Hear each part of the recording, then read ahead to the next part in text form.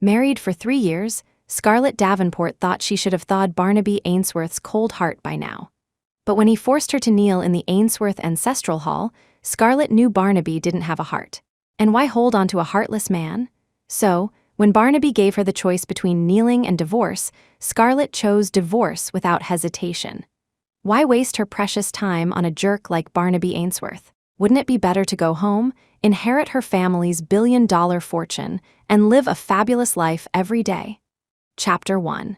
He didn't believe her today marked the 80th birthday of Augustus Ainsworth, the patriarch of the Ainsworth family in Linchester. The scene was bustling with guests, a truly lively affair. However, a sudden scream from the garden startled everyone present. Someone recognized the voice as belonging to Lydia Ashton, the widow of the Ainsworth's deceased eldest son, who was carrying his posthumous child. The Ainsworth family hurried towards the garden. 2 struggling figures in the outdoor swimming pool came into view.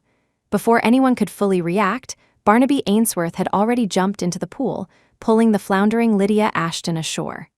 Only then did others snap into action. Security guards who had rushed over dove into the water and pulled Scarlett Davenport out. When Scarlett returned to the Ainsworth residence, soaked to the bone, the passing servants acted as if she were invisible. No one cared how she got back, nor did they care what state she was in. Having lived with the Ainsworths for over 3 years, Scarlett had long understood her position in the family was perhaps lower than the dog owned by Barnaby's younger sister, Beatrice. With Lydia involved in such a major incident, the entire Ainsworth family was now at the hospital. Scarlett went back to her room alone, changed her clothes, and took a shower. Drowsy and unwell, she was suddenly dragged out of bed by Barnaby. Recognizing him, Scarlett's eyes instantly welled up. "You're back. How is Lydia?" "Listen to me, Barnaby. I swear I didn't push her." Barnaby looked at her and scoffed coldly. "Save those words for grandfather." Scarlett snapped, fully awake, biting back the discomfort racking her body. "What do you mean, Barnaby?" He didn't even glance at her, simply dragging her towards the door. "To the ancestral hall." Barnaby didn't want to exchange a single word with Scarlett. Not long after Lydia arrived at the hospital, the baby couldn't be saved. That was the only bloodline left by his older brother, and because of Scarlett, it was now gone, reduced to nothing. Augustus Ainsworth was furious. Having just returned from the hospital, he had ordered Barnaby to bring Scarlett to the ancestral hall immediately. Hearing Barnaby's words, Scarlett felt a chill run through her entire body. The Ainsworth ancestral hall. Having been married into the family for so long, how could she not know about it? Anyone who entered the Ainsworth ancestral hall faced severe consequences, if not death, then crippling injuries. She never imagined the Ainsworths wouldn't even listen to her explanation. Instead, ordering Barnaby to drag her there for family discipline, Scarlett looked at the profile of the man pulling her along sharply defined features. Such a handsome face. Yet since she married into the Ainsworth family, that face had never shown her a shred of kindness. The high fever made her miserable, but no one cared. Lydia had lost the baby, and now the Ainsworths, including Barnaby, probably wished they could skin her alive. Scarlett pulled her lips into a cool, faint smile. "I can walk myself." Barnaby glanced at her, his dark eyes filled with disgust and suppressed rage, but utterly devoid of pity or concern. "Hurry up." He dropped the emotionless command and turned, striding quickly towards the ancestral hall. Scarlett watched his retreating back, suddenly feeling like her past 3 years had been a complete joke. The ancestral hall ahead was brightly lit. Scarlett knew the Ainsworth family was waiting for her. "Kneel." As soon as Scarlett arrived, Augustus Ainsworth hurled a teacup directly at her. Scarlett stood her ground, neither servile nor defiant. "Why should I kneel?" She was right. Why should she kneel? Seeing her attitude, Augustus's face turned livid with anger. "Look at this. This is the person you brought into our family." Just as Scarlett was about to explain that she had done nothing wrong, Barnaby, standing beside her, suddenly pressed down hard on her shoulder. "Kneel." With his force, Scarlett was pushed straight down onto her knees. "Either kneel or we get divorced." Chapter 2, Don't let her get up until she admits fault. Barnaby. Even though she knew he wouldn't defend her, when his hand actually pushed her down, Scarlett felt a pain like a knife twisting in her heart. This was the man she had defied everyone to marry. She had thought that after 3 years, even the coldest heart would have been warmed by her efforts. Forced to kneel by Barnaby, the sharp pain in her knees was intense, yet it couldn't compare to the ache in her chest. She looked up at Barnaby beside her. The man's eyes beneath his sharp brows were fierce and merciless, his tightly pressed thin lips like daggers stabbing straight into Scarlet's heart. She had been naive. "Scarlet, do you admit you were wrong?" Hearing Augustus Ainsworth's voice, Scarlet looked over, straightening her back. "I didn't push her. I don't know what I did wrong." The moment she finished speaking, Augustus swept a vase off the table, smashing it right beside her. The vase shattered upon impact, pieces scattering everywhere. A fragment flew up, grazing the back of Scarlet's hand, leaving a bleeding scratch. "Unrepentant, you don't deserve to kneel in the Ainsworth ancestral hall and dirty our family's ground, drag her outside, make her kneel out there, until she knows she's wrong." After shouting, Augustus glanced at Barnaby. "Have someone watch her, don't let her get up until she admits her mistake." Augustus stormed off. Eleanor Ainsworth glanced at Barnaby, then walked over to Scarlet. "Scarlet, get up first. Grandfather is just angry right now." Eleanor was the only one in the Ainsworth family who had shown her some kindness. She had a gentle heart and felt that Scarlet, regardless of everything, was still part of the Ainsworth family now. Beside them, Beatrice Ainsworth sneered. "Mom, Grandfather clearly said Scarlet can't get up unless she admits she's wrong. You shouldn't get involved." Beatrice had always disliked Scarlet. Relishing the chance to see Scarlet suffer, she pulled Eleanor away after speaking. Eleanor sighed and looked towards Barnaby, who had remained silent. "Barnaby, what are you thinking? Scarlet has been your wife for 3 years, even if she didn't." Barnaby's eyes turned cold. "I don't have such a malicious wife." Scarlet trembled all over. She knew there was no point in explaining anymore. He had already decided what kind of person she was. Barnaby straightened up and delivered a final, ice-cold sentence. "You're on your own now, Scarlet." On her own, Scarlet listened as his footsteps faded away. Gradually, she heard something cracking within her own chest, piece by piece. Not long after Barnaby left, 2 Ainsworth maids approached. "Second young mistress, second young master said you should kneel outside." The 2 maids exchanged glances, then half-dragged, half-pulled Scarlet out of the ancestral hall, forcing her shoulders down to make her kneel again. Scarlet had never endured such humiliation. She looked up coldly at the 2 maids. "How dare you treat me like this?" However, the maids were unfazed. "Just kneel properly. Second young mistress Mr. Ainsworth SR has spoken. Unless you admit you're wrong, you'll be kneeling here all night. Behave yourself. And it's better for everyone." Just then, a clap of thunder echoed across the sky. Faster than words could describe, a torrential downpour began. The 2 maids were momentarily stunned, then quickly scrambled back into the ancestral hall for shelter, leaving Scarlet kneeling there alone. Chapter 3. Let's get divorced. The rain poured down harder and harder, and Scarlet's heart grew colder and colder.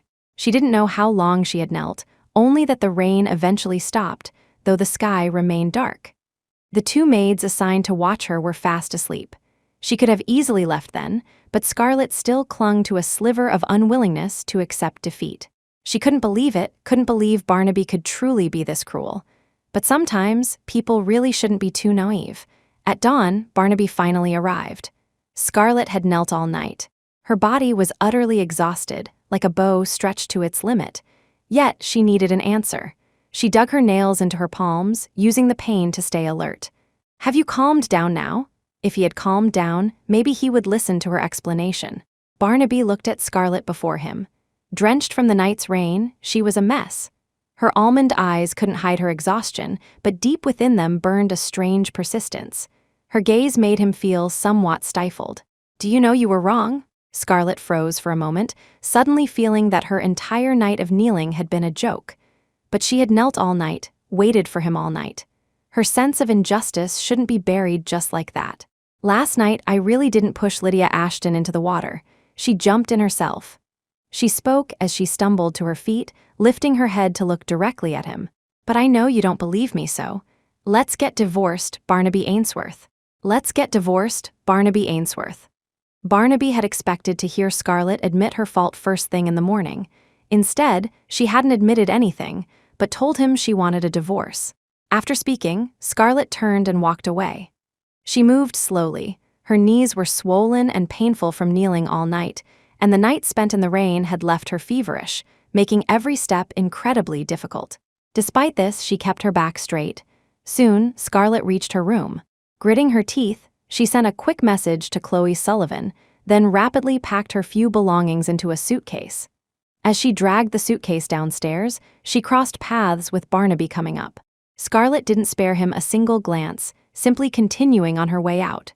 Scarlet was in a terrible state. After forcing herself out of the Ainsworth house, her vision began to blur. Fortunately, just before she fainted, Chloe arrived. Seeing Scarlet staggering along the roadside, dragging a suitcase, Chloe nearly exploded with rage. "Is Barnaby Ainsworth dead?" She quickly got out of the car, helped Scarlet put the suitcase in the trunk, and just as she turned back, she saw Scarlet sway and collapse. "Scar," Chloe cried out in alarm, rushing over to catch her. Touching Scarlet, the heat radiating from her skin was startling. Heartbroken and furious, Chloe helped Scarlet into the car. "I'm taking you to the hospital, Scar." Scarlet was unconscious, slumped in the passenger seat, her face pale and heart-wrenching. Chloe didn't have time to confront the Ainsworths. She slammed the accelerator and sped to the nearest hospital. Scarlet remained unconscious with a high fever until the afternoon. When she opened her eyes, the first thing she saw was Chloe slumped asleep beside her hospital bed. Scarlet paused, the events of the past hours vivid in her mind. Thinking back, her chest still felt tight and painful. Afraid of waking Chloe, she bit her lip to stifle her sobs. In the dim light, tears streamed down her face silently. She was wrong. She shouldn't have believed she could warm Barnaby's heart. His heart had belonged to Lydia Ashton all along. These past 3 years, she had been nothing but a joke. No wonder Lydia had called her stupid. Thinking about it now, she wasn't just stupid, she was foolish. There probably wasn't a woman in the world as foolish as her. Chapter 4. I need to get a divorce. When Scarlet woke up again, it was past 7 the next morning. After a day and night of delirious sleep, waking up felt like having her bones pulled out weak and exhausted. Chloe had just returned with breakfast. Seeing her awake, she rushed to the bedside. "How are you feeling? Still unwell?" Scarlet shook her head. "Much better. I bought your favorite steamed dumplings. Go wash your face and brush your teeth. We'll check out after breakfast. The weather in Mauritius is perfect right now. Some friends of mine are planning to go too. We should go together. Haven't you always wanted to? Hand me my phone." Scarlet had been looking for her phone since she woke up but couldn't find it. She knew Chloe must have taken it. Chloe didn't hand it over immediately. "What do you need your phone for?" Scarlet glanced at her. "The news online must be everywhere, right?" She knew Chloe too well. Scarlet had walked out of the Ainsworth house the night before, and upon waking, Chloe hadn't uttered a single curse, hadn't even mentioned the Ainsworths, just talked about other things. Scarlet didn't need to guess. The events of the previous night had likely blown up online. Chloe looked guilty under her gaze. What's there to see? Just those clueless netizens jumping on the bandwagon, venting their frustrations by attacking people. Scarlet took the phone and managed a small smile. "If that's the case, what are you worried about?" She paused. "Haven't I been cursed enough during these years with the Ainsworths?" Thinking back on the past 3 years, Chloe turned pale with anger, pursing her lips. "That bunch of idiots at the Ainsworths, if you hadn't stopped me, I would have cursed them out long ago." Scarlet didn't reply, lowering her head to look at her phone. The top trending topic was indeed about her pushing Lydia Ashton into the pool the night before. The comments below were overwhelmingly one-sided, all cursing Scarlet. After the label of a shameless gold digger trying to marry into wealth, Scarlet now had a new tag, a malicious and resentful wealthy wife. Great. Marrying Barnaby Ainsworth for 3 years hadn't been entirely fruitless. Scarlet curled her lips into a cold smile. "I'm going to wash up." Chloe looked at her, asking cautiously, "Scar, are you okay?" "I'm fine." Chloe opened her mouth, then said, "Go wash up. After all, you need strength to be sad." Scarlet was indeed hurting, but it wasn't the first time. No matter how much it hurt, she could control it now. She was like a child waiting for candy.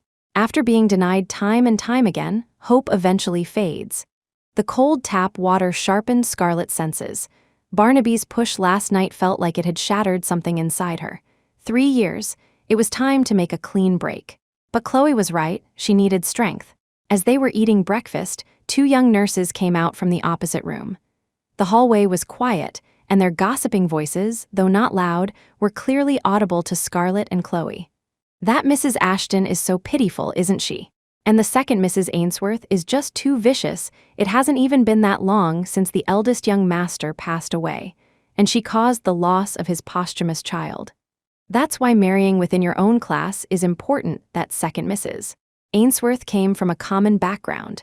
Once she married into wealth, she clearly got dazzled. She can't compare to Mrs. Ashton at all. I don't know what's wrong with her head. In the Ainsworth situation, she couldn't even tolerate her own nephew.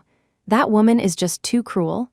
Scar, don't hold me back, they didn't even see it happen, yet they're talking like it's gospel. This is slander.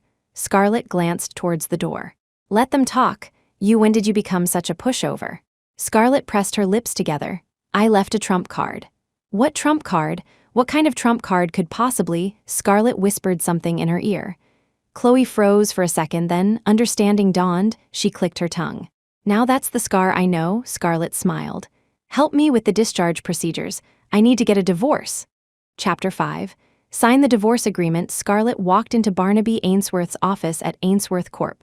Without preamble, she placed the divorce agreement on his desk. Barnaby Ainsworth, sign this. He looked up, his expression unreadable. You drafted this? Yes. I want nothing from you, no property, no assets, nothing. Just sign it. Barnaby picked up the single sheet of paper. The terms were starkly clear. She was walking away with absolutely nothing tied to his name. He looked at her, a flicker of something surprise, disdain, in his cold eyes. You're sure about this? Crystal clear, Scarlet replied, meeting his gaze steadily. Her voice was calm, devoid of the pleading or hurt it might have held before. The only mistake was marrying you in the first place.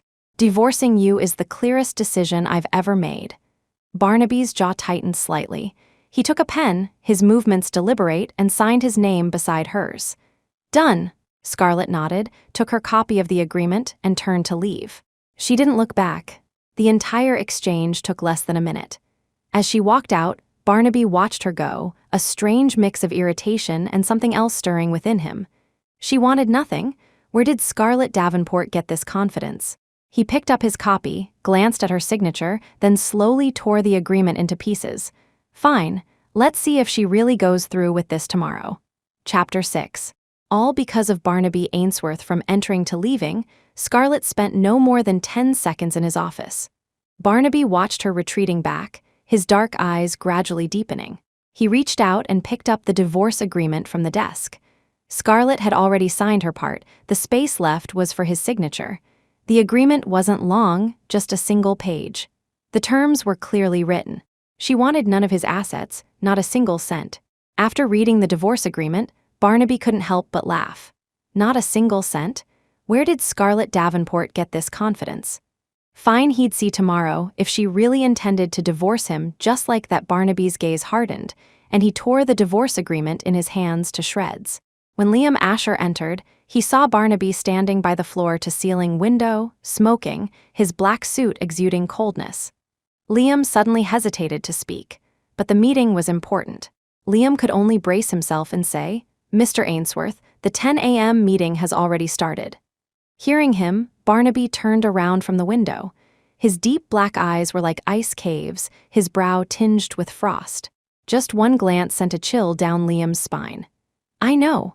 Barnaby frowned slightly, stubbed out the perfectly good cigarette, tossed it into the nearby trash bin, and strode past Liam out of the office.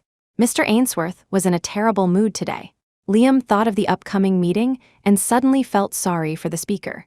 Scarlet had only taken about 6 or 7 minutes in total. Her heart was calm throughout the process. None of the pain and struggle she had imagined materialized. Indeed, when disappointment accumulates, hope ceases to exist.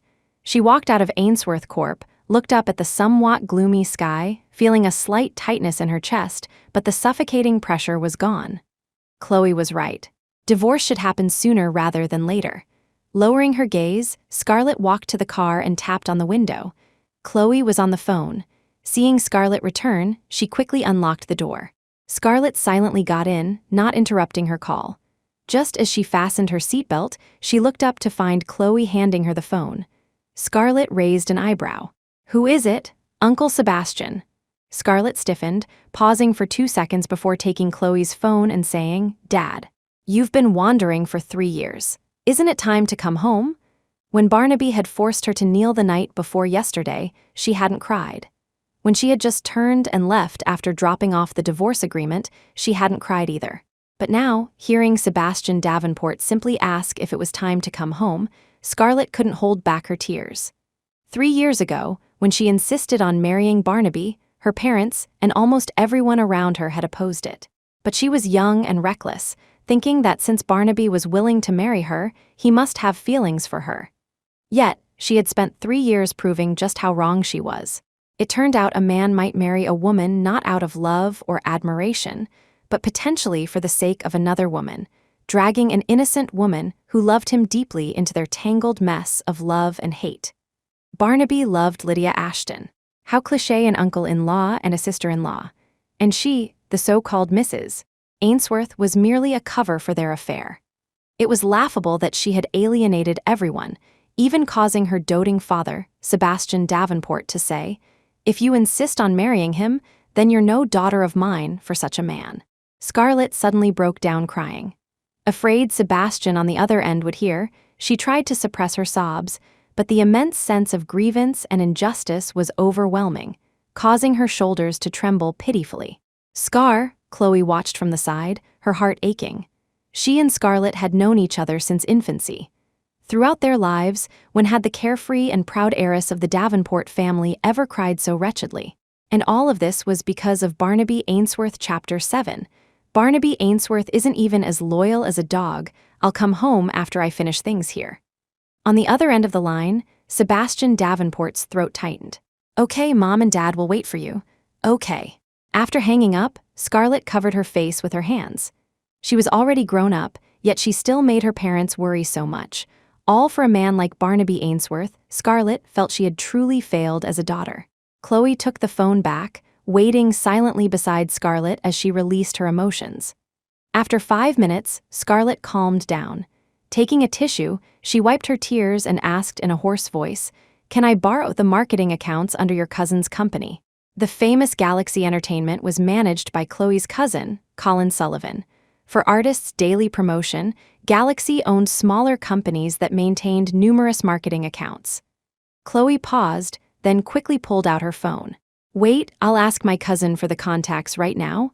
"Okay," Scarlett replied, turning her head to look at the Ainsworth Corp building outside the car window, a sarcastic smile playing on her lips. How could she ever have thought she could warm Barnaby's heart? 3 years? Thankfully, she realized now that she couldn't warm it because his heart belonged to someone else. That was fine, too. At least it made her defeat feel thoroughly deserved.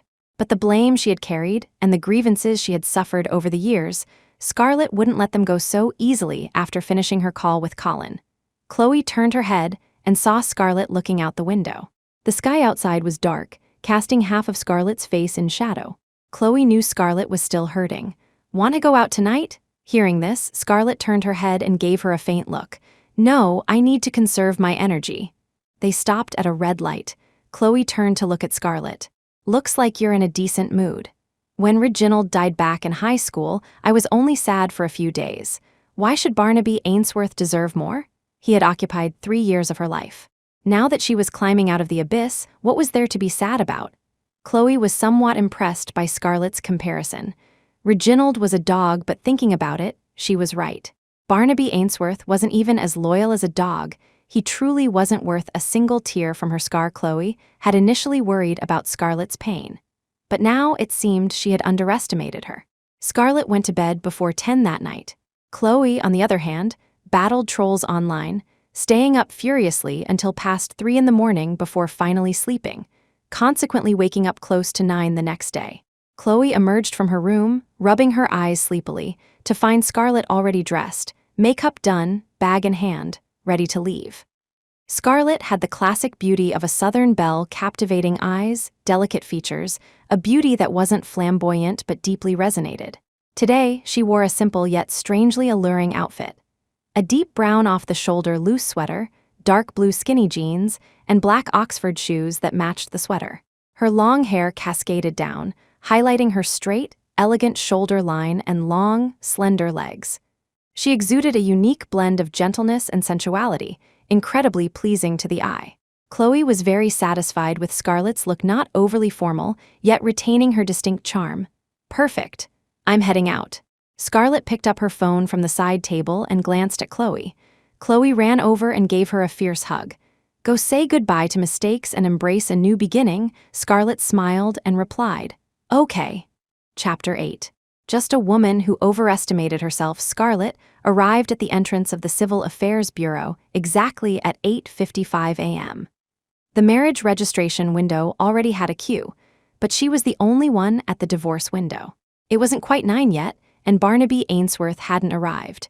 At precisely 9 o'clock, the divorce window at the Civil Affairs Bureau opened on time.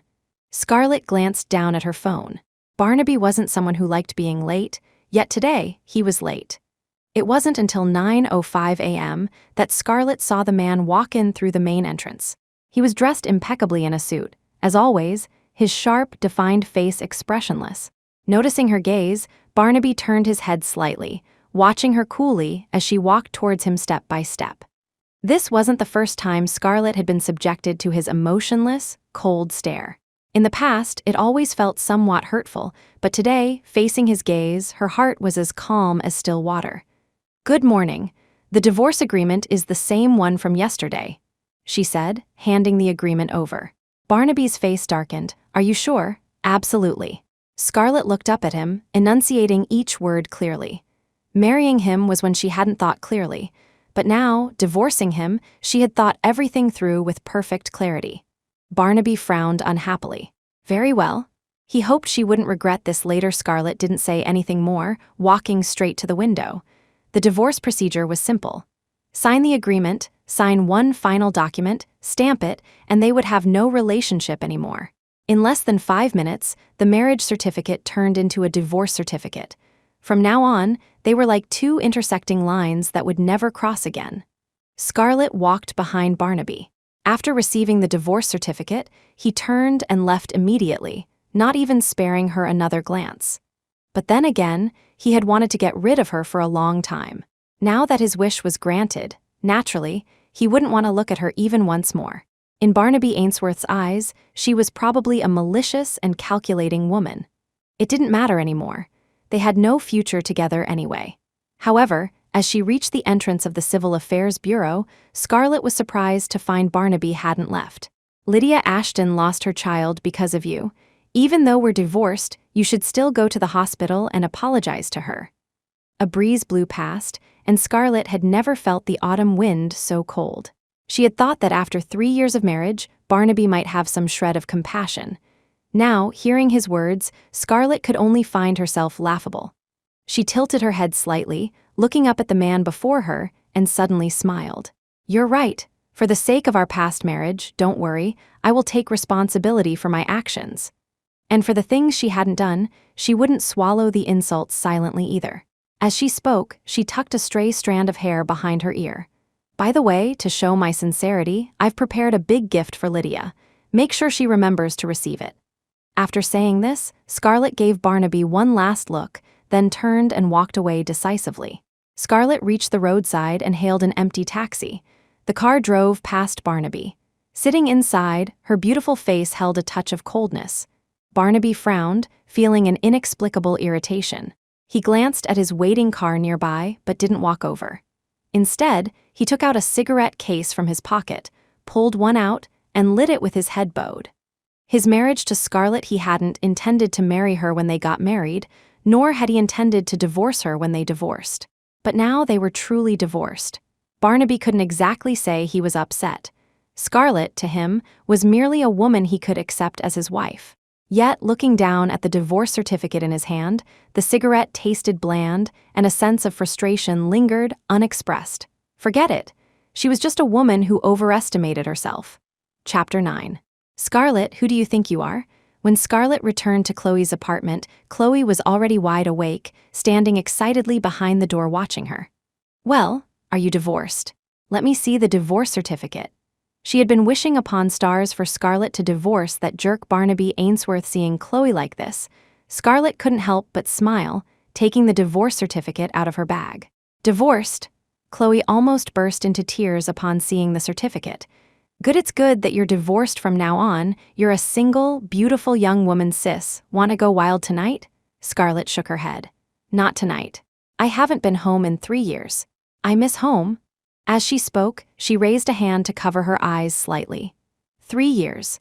For Barnaby Ainsworth, she had abandoned her own parents for 3 years. Now that it was all over, there was no need for her to cling stubbornly to Linchester, this city that couldn't accommodate her. However, before leaving, she needed Chloe to deliver the gift she had prepared for Lydia Ashton. Those audio files I sent you, you can arrange for them to be released now. Didn't Barnaby want her to apologize to Lydia? She would apologize now. An apology she guaranteed Lydia Ashton would be 100% satisfied with thinking of this. Chloe became instantly excited. I've been waiting for you to say that I've already arranged everything. One phone call, and it'll absolutely blow up the entire internet, Scarlett nodded. I'm going to pack my things. My flight is at 3. Shall we grab lunch together? Chloe immediately understood Scarlett's intentions. You're not coming back ever? Why would I come back? My home is in Nanchang. Chloe felt that the awakened Scarlett was incredibly decisive and straightforward. She didn't want to stay in this dump Linchester either. Then wait for me, I'll sort out my studio affairs, and in a few months, I'll go back with you. Scarlett paused, feeling a bit apologetic. But your studio just got to where it is today. Ah, that useless studio barely makes any money. I'm quitting. For children from families like theirs, they were born with wealth that could last lifetimes. Chloe had opened the studio partly to make Scarlett feel more at ease, so she wouldn't feel guilty thinking Chloe came to Linchester just for her. Scarlett knew the reason well and felt touched, murmuring a soft, okay. After lunch, Chloe drove Scarlett to the airport. Scarlett's flight was at 3:08 p.m. As the plane took off, several major social media marketing accounts simultaneously released the same video across the internet. The video content showed the entire process of Lydia Ashton supposedly being pushed into the swimming pool by Scarlett on the night of Augustus Ainsworth's birthday celebration. However, the video clearly showed no such push. Instead, it depicted Lydia Ashton deliberately falling into the pool after Scarlett had turned and walked away. Only Scarlett and Lydia were by the pool that night, and the conversation in the video was crystal clear. Scarlett, who do you think you are? Do you think Barnaby loves you? Don't be naive, you're just a tool he married to appease the Ainsworth elders. Scarlett, tell me, if I fell into this pool and this child was lost, how would Barnaby treat you? Scarlett, just wait to be kicked out of the Ainsworth family. Shortly after the video was released, audio recordings of Lydia repeatedly bullying and mocking Scarlett in private followed. Scarlett, I advise you not to harbor foolish fantasies. Barnaby will never like you. Scarlett, let me tell you the truth. The person Barnaby loves is me. If you want to fight me, you're destined to lose miserably. No one cares whether you did it or not. As long as I say you did it, the Ainsworth family will definitely believe me. Are you angry? What can you do even if you are angry? Who told you to foolishly dream of marrying into this family? Take a look at yourself. What status do you have? Do you even deserve to step through the Ainsworth family's door? The release of the video and audio recordings caused an uproar online. The story of the eldest Ainsworth heir's posthumous child being harmed hadn't fully subsided, and now this sudden, dramatic reversal, how could it not cause an explosion? Chapter 10. Has Scarlett gone mad? The news quickly reached Barnaby Ainsworth. After watching the video footage from that night, he sat there, his face as cold as frost, silent for a long time. An hour after the incident broke, someone found Scarlett's social media account. All previous posts had been deleted, leaving only one update from an hour ago. Sorry, I was wrong. Scarlett had apologized as he wished, but in light of all the revealed truths, the apology seemed sarcastic and laughable. Liam Asher stood before the desk, head bowed after delivering the report, not daring to look at Barnaby. The atmosphere in the office was suffocatingly tense. Barnaby's face was etched with frost, his dark eyes as gloomy as the sky before a downpour. Get it taken down within half an hour, Liam stiffened. Mr. Ainsworth, it can't be taken down. What do you mean, it can't be taken down? Those dark eyes glinted with sharp coldness. Liam's heart trembled.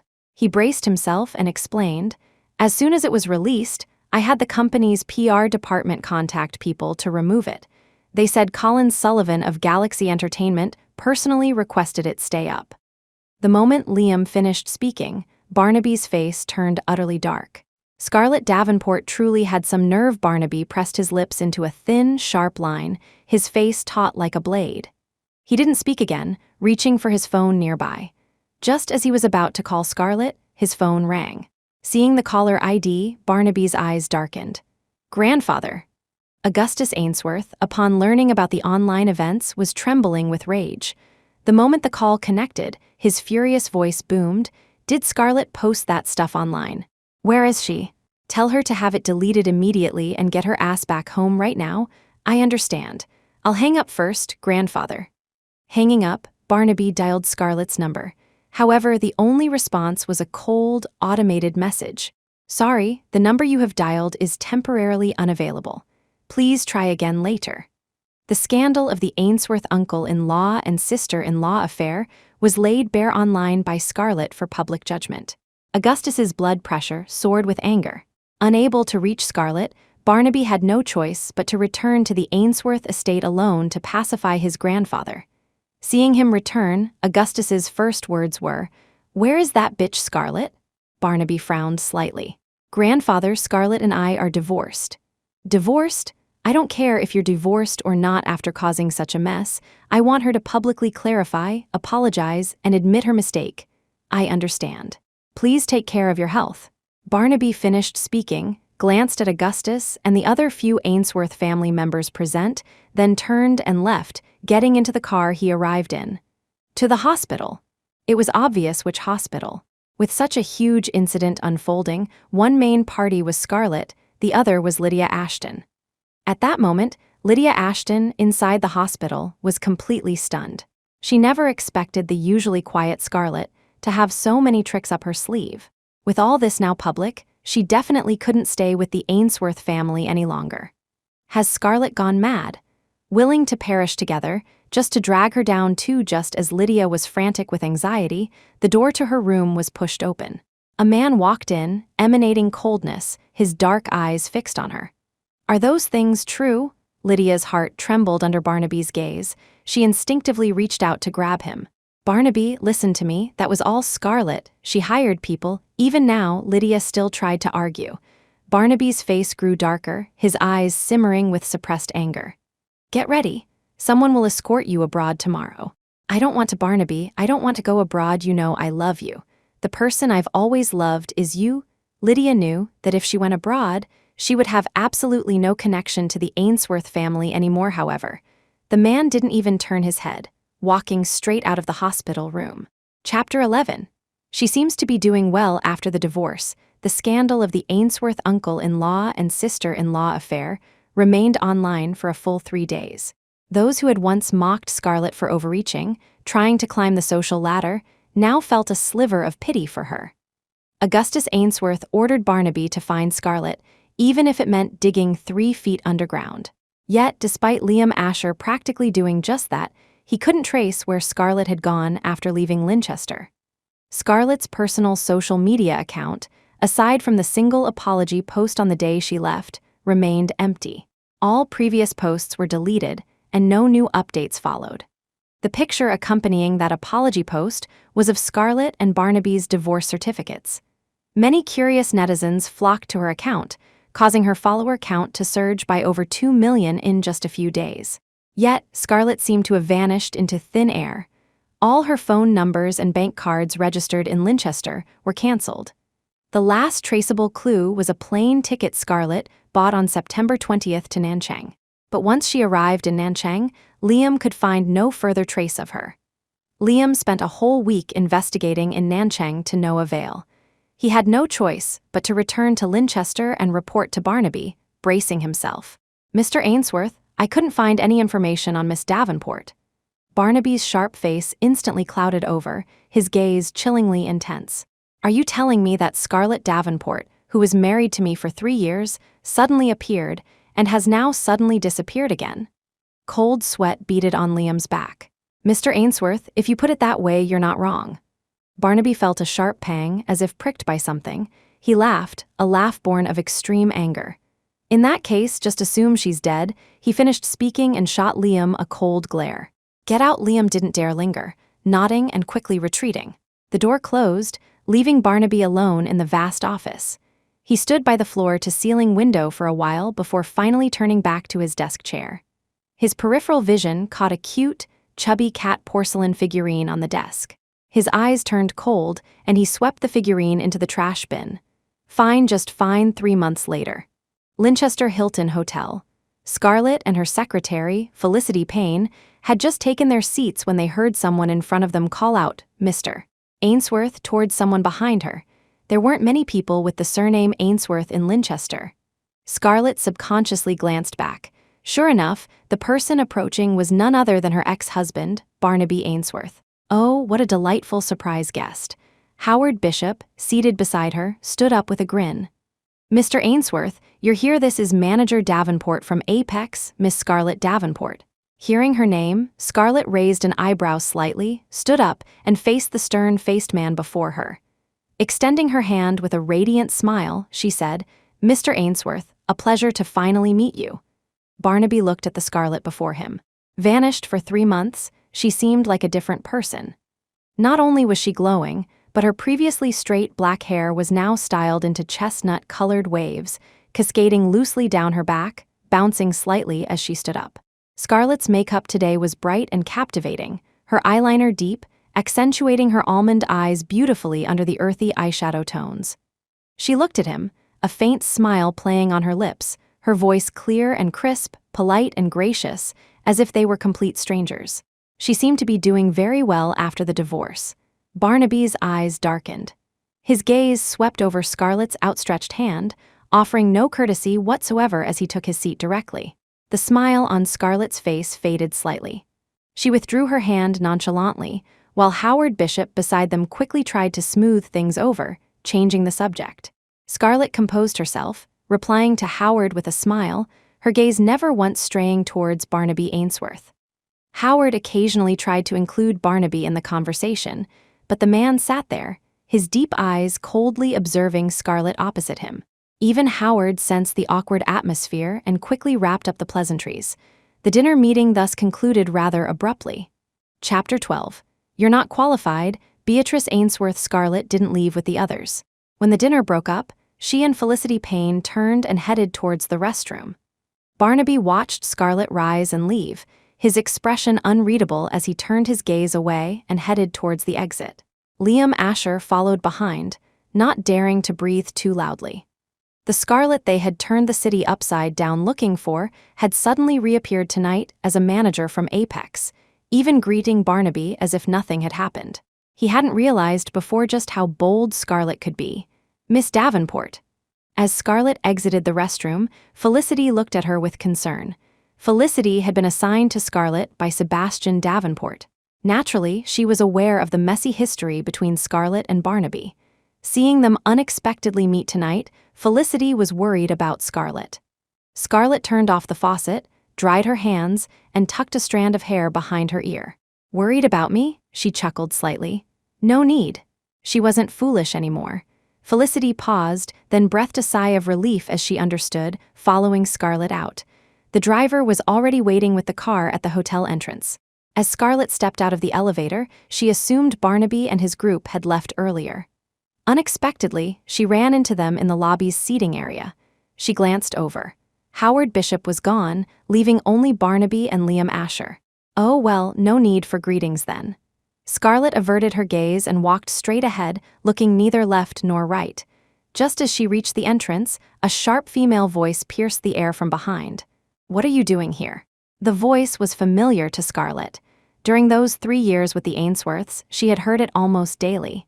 Hearing Beatrice Ainsworth's voice, Scarlett paused briefly. Before she could move again, Beatrice rushed up to her. "You still have the face to come back, Scarlett. Over the past few months. Because of that video and those audio recordings, the Ainsworth family had become a laughingstock. If not for their long-standing influence deterring anyone from openly criticizing them, they would have been dragged through the mud. But at university, no one cared if Beatrice was an Ainsworth heiress. Beatrice had previously boasted to everyone about how Scarlett was a toad trying to eat swan meat. Now, with the uncle-sister-in-law affair exposed, Beatrice had been thoroughly ridiculed by her classmates recently. And this was all because of Scarlet. If Scarlet hadn't posted those videos and audio files online, the Ainsworth family wouldn't have become the city's joke seeing Scarlet now. Beatrice's accumulated anger from the past few months erupted. She strode quickly towards Scarlet and raised her hand to slap her across the face, but the slap never landed. Her wrist was caught firmly. Beatrice looked up and met Scarlet's slightly cold gaze. "Hit me. You're not qualified, Beatrice Ainsworth." As Scarlet spoke, she twisted Beatrice's hand away and delivered a sharp slap across her face. "You reminded me, you still owe me a slap." The crisp sound echoed. Scarlet hadn't held back at all. Liam Asher, standing nearby, heard the slap and instinctively glanced at Barnaby. The man's face was cold. He hung up his phone and strode directly towards Scarlet and Beatrice. Beatrice was stunned by the slap. Seeing Barnaby approach, she covered her face and burst into tears. "Brother, she just hit me." Scarlet looked at Barnaby, raising an eyebrow with a slight smirk. "Yes, I hit her. So what? Is Mr. Ainsworth going to hit me back?" Barnaby had never been provoked like this. He looked at the Scarlet before him. Only 3 months had passed. Where did she get the audacity to challenge him? His face darkened, and just as he was about to speak, Scarlet cut him off. "I won't provoke you, so don't provoke me either. Push me too far, and I have plenty more Ainsworth family gossip on hand." Scarlet finished speaking, her smile vanishing, replaced by a cold look directed at Barnaby. "A good ex should be like their dead. Control your people." With that, Scarlet turned and walked away, leaving behind a stone-faced Barnaby and a trembling, furious Beatrice. Chapter 13. Oh, and her new beau watching Scarlet's retreating back, Beatrice was so furious she wanted to chase after her, but Barnaby grabbed her arm firmly. She turned back to look at him. "Brother," Barnaby gave her a cold glance. "Don't provoke her." Beatrice wanted to argue, but meeting Barnaby's gaze, she froze, feeling wronged. "But she clearly hit me." Barnaby released her hand, looking up at Scarlet, who had already reached the entrance. He frowned slightly. Just 3 months, and she had already grown rebellious. Scarlet walked straight ahead, not once looking back at the people behind her until she got into the car. As Chloe said, not worth it. Felicity Payne glanced at Scarlet beside her. Since getting into the car, Scarlet hadn't said a word, just stared out the window with a faint expression, clearly in a bad mood. "Miss Davenport." The car was quiet. Felicity couldn't help but call out to Scarlet. Scarlet turned her head to look at Felicity, saw her hesitant expression, and couldn't help but smile slightly. "Did I scare you just now?" Felicity shook her head. "Are you really planning to stay in Linchester for the next 6 months?" Scarlet raised an eyebrow. "Why? Afraid I'll go back to him?" She wasn't a horse. She didn't have a habit of eating grass she'd already left behind. Scarlet's words made her attitude clear enough. Felicity replied, "Not entirely, but this is Linchester, after all. I'm worried you might get bullied." Scarlet smiled. "Don't worry, there aren't many people who can bully me." She had been stupid before, practically handing her face over for the Ainsworths to slap. Now that she had woken up, if Barnaby or his family dared to touch her, she would hit back. Felicity wanted to say more, but seeing the smile on Scarlet's lips, she ultimately held back. True, she was the Davenport heiress. Who would dare touch Scarlett Davenport? Beatrice had been slapped, and not only did Barnaby not avenge her, but he also warned her not to provoke Scarlet. As soon as she returned to the Ainsworth estate, Beatrice went straight to Augustus Ainsworth to complain. More than 3 months had passed, but Augustus still hadn't swallowed his anger. Hearing that Scarlet was back, his fury flared up again. Beatrice added fuel to the fire with her exaggerated account. Augustus was so enraged he immediately called Barnaby, demanding he bring Scarlet over the next day to kowtow and admit her mistake. Barnaby had just returned to his apartment when he received Augustus's call. Standing on the balcony, his face was cool as water. "Grandfather, she and I are already divorced." "So what if you're divorced?" "For what she did, if we called the police, she'd spend months in jail." Barnaby loosened his tie, feeling impatient. Everything she posted was the truth. Augustus was momentarily stunned. By the time he recovered, the call had already been disconnected. Barnaby hung up directly, tossing his phone onto the sofa behind him, then clipped the end of a cigar. Scarlet had disappeared for 3 months, only to reappear transformed into a manager at Apex. The usually meek little rabbit had bared her claws at him tonight. Barnaby scoffed. Just 3 months, and she'd already gone wild. Just as he took a drag from the cigar, the phone on the sofa rang. Barnaby glanced at it coldly, having no desire to answer. But the caller was persistent. When it rang a second time, he finally walked over and picked it up. "Speak." It was Julian Ramsey calling. The music on the other end was deafening. Barnaby frowned, barely resisting the urge to hang up. "We're at 1, are you coming?" "No," Barnaby replied flatly. Just as he was about to hang up, he heard Julian's voice again. "Barnaby, is Scarlet back? How do you know?" "She's right here in front of me." Julian clicked his tongue. "Oh, and her new beau, gotta say, he's quite handsome." Chapter 14. You're in for a treat tonight. Scarlet had been dragged to the bar one by Chloe under the guise of celebrating her birthday. As the queen of the nightlife scene, Chloe Sullivan had no trouble handling a place like one. She had booked out more than half the venue. It was crowded, mostly with familiar faces. Scarlet had rushed over straight from her business dinner, still wearing the same outfit. A white halter-neck chiffon blouse layered under a striped, slim-fit blazer, paired with black trousers and 7-centimeter stiletto heels, chic and sophisticatedly assertive. The heating was on inside, and with the crowd, Scarlet took off her blazer after sitting for a while. Chloe approached from afar, leading a man. In the multicolored flashing lights, Scarlet recognized Lachlan Sinclair as he drew closer. Chloe came over, draping an arm around Scarlet's shoulder. "Scar, you still remember him, right?" Scarlet smiled. Of course. 5 years had passed. Lachlan Sinclair had certainly grown into quite the man. Scarlet looked at the tall, handsome man before her, raising an eyebrow. "When did you get back?" "Yesterday."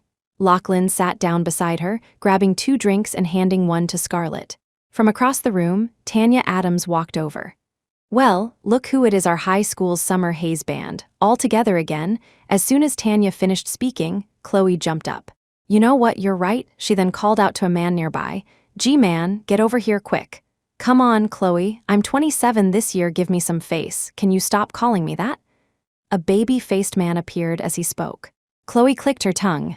"Calling you G-man is doing you a favor, don't push your luck," Greg Lane surrendered, raising his hands.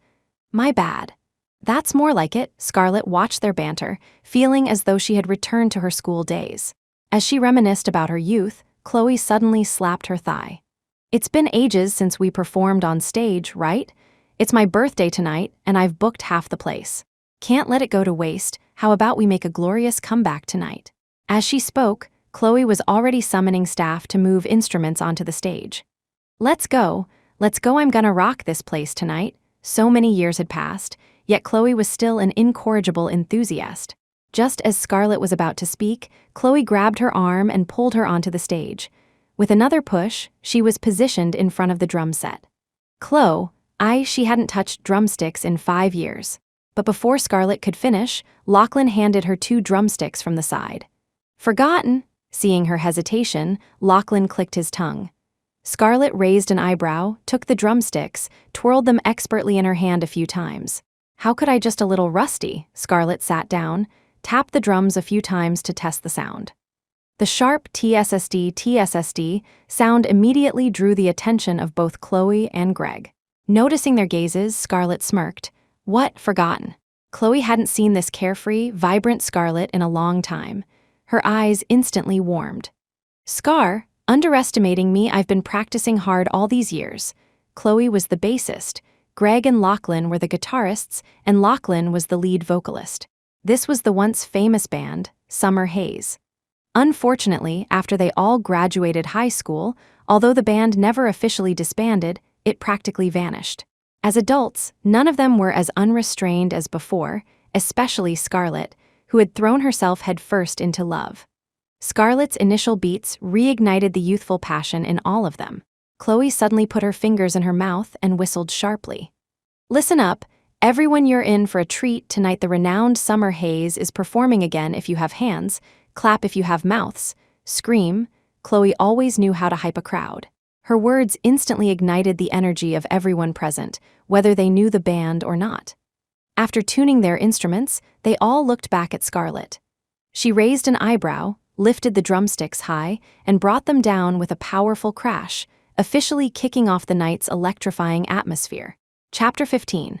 Scarlet is my new goddess. The band Summer Haze took the stage at 1, reigniting their old spark. Scarlet, initially hesitant after 5 years away from the drums, quickly found her rhythm, her sharp beats captivating the audience. Chloe on bass, Lachlan and Greg on guitar, with Lachlan singing lead. They were as dynamic as ever.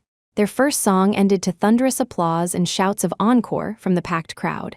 The band members exchanged glances, their eyes finally landing on Scarlet. She let out a sharp click of her tongue. Why not? With a stomp of her foot, she launched them into another song, setting the venue ablaze once more. It was 20 minutes later when the four finally descended from the stage, exhilarated. It had been nearly a decade since they'd felt such passion. Chloe was still buzzing. "Oh my God, I feel like we could totally form a band and debut." Scarlet took a bottle of water from Lachlan, glancing sideways at Chloe. "You wouldn't be saying that if we actually debuted." Chloe was like that, loved everything, passionate about music and bass, yes. But the reality of debut, with its endless rules and pressures, would likely make her the first to quit. They weren't teenagers anymore. Lachlan was now a surgeon, holding life and death in his hands. Greg, despite his youthful face, wore suits and managed his family business. Holding on to their youthful passion was rare and precious. Caught by Scarlett's accurate assessment, Chloe gave a sheepish grin. "Scar, wasn't tonight awesome?" Scarlet, taking a sip of water, smiled. "Awesome." Trapped by her relationship with Barnaby for 3 years, she had almost forgotten how carefree and happy she used to be. As they were chatting, Tanya Adams rushed over, accidentally bumping into Scarlet and spilling her water. Lachlan quickly handed over some tissues. Tanya looked sheepish. "Sorry, I was running too fast tonight. Was amazing. I'm just so excited." Scarlet grinned. "You're forgiven." She felt tonight was amazing too. Her heart was still pounding. While the group chatted enthusiastically, Julian Ramsey suddenly appeared. "Scarlet, your drumming was fantastic. A toast to you." Seeing Julian, the smile on Scarlet's face faded slightly. "Mr. Ramsey, long time no see." "Yeah, long time no see, and seeing you again, you give us such a huge surprise." Julian was still riding the high from the performance, completely forgetting how much he used to look down on Scarlet. Chloe caught the key part of his words. "Us, besides you, who else? Don't tell me Barnaby Ainsworth is here too." Scarlet had already spotted Barnaby. He was walking towards them. She raised an eyebrow. "When did you guys get here?" Julian sobered up slightly, looking a bit awkward. "I've been here a while. Barnaby probably got here 10 minutes or so ago." "Oh, well, apologies then for offending Mr. Ainsworth's ears." Just as Scarlet finished speaking, Barnaby arrived right in front of them. Her voice wasn't loud, but it wasn't soft either. Barnaby heard her words clearly. The entire place was ecstatic, the applause nearly deafening. Yet, Scarlet said such a performance offended Barnaby's ears. Julian suddenly found Scarlet quite adept at black humor. "Indeed." The man's cold voice cut in. Chloe instantly bristled, about to retort, but Scarlet gently stopped her with a hand gesture, then looked at Barnaby and chuckled. "After all, Mr. Ainsworth prefers to hear whimpering." As soon as Scarlet said this, Barnaby's face turned black. The artistry of her sentence was impeccable. 3 months ago, the truth about Lydia Ashton had been revealed, exposing Barnaby's taboo relationship with her. Everyone present understood Scarlet's sarcasm. Even Julian almost couldn't resist giving Scarlet a thumbs up. Damn, she actually dared to confront Barnaby Ainsworth like that. Chapter 17. Can't communicate. Julian Ramsey couldn't resist. He secretly gave Scarlet a thumbs up behind Barnaby's back. Scarlet raised her eyebrows and chuckled softly. "Is there anything else, Mr. Ainsworth?" She spoke lightly, as if she wasn't the one who had just provoked him. Barnaby's face remained cold. He gave her one last look, then turned and walked away expressionlessly. "Did we beg you to listen? Did we beg you to watch? The whole place is shouting, 'Awesome!' And you're the only one who can't appreciate it. I think if you don't want your ears and eyes, you can donate them to someone who needs them." Chloe spat under her breath, muttering quietly. Julian also felt Barnaby was being a killjoy, but ultimately, he was his best friend of over 20 years. After a moment's hesitation, he turned to follow Barnaby. But before leaving, he couldn't resist asking, "Hey, Scarlet, I like rock music too. Maybe we can chat about it sometime?" Chloe rolled her eyes. "Our Scar doesn't travel the same path as you guys. Can't communicate." The phrase sounded familiar. Julian quickly remembered wasn't that what those socialites used to say to subtly mock Scarlet at gatherings. Although he hadn't said it himself back then, his silent observation was tantamount to agreement. Now Chloe used the same words against him. Julian awkwardly rubbed his nose. Gotta go. Whether they could communicate or not, Scarlet had no interest. Besides, Julian was on the same side as Barnaby. Scarlet didn't even want to exchange another word with him. Before leaving, Julian couldn't help looking back again. Scarlet was chatting with her bandmates. That clean-cut lead singer was beside her, swapping her drink for another. Tusk, quite attentive. Julian averted his gaze and hurried after Barnaby. Barnaby had already walked out of one. Julian jogged to catch up. Walking so fast, afraid you'll turn back if you don't. Hearing this, Barnaby shot him a cold, sideways glance. Julian grinned. Gotta say, Scarlet's boyfriend is quite attentive to her. Barnaby frowned, recalling the man who had handed Scarlet tissues. His dark eyes deepened as he pulled open the car door. Something wrong? You came all this way, not gonna have a drink? The response was Barnaby ruthlessly driving away, leaving Julian in the dust. Julian stood on the roadside, watching the black car speed away, and raised his eyebrows. Did Barnaby just drive out here to clear his head? Even Barnaby himself probably wouldn't believe that excuse. This was getting interesting. It seemed his friend wasn't entirely indifferent to his ex-wife, Scarlet. Julian clicked his tongue lightly, intending to go back inside to find Scarlet. He took 2 steps, then reconsidered. Better not. Scarlet didn't seem too fond of him right now. However, Barnaby deeply regretted coming here.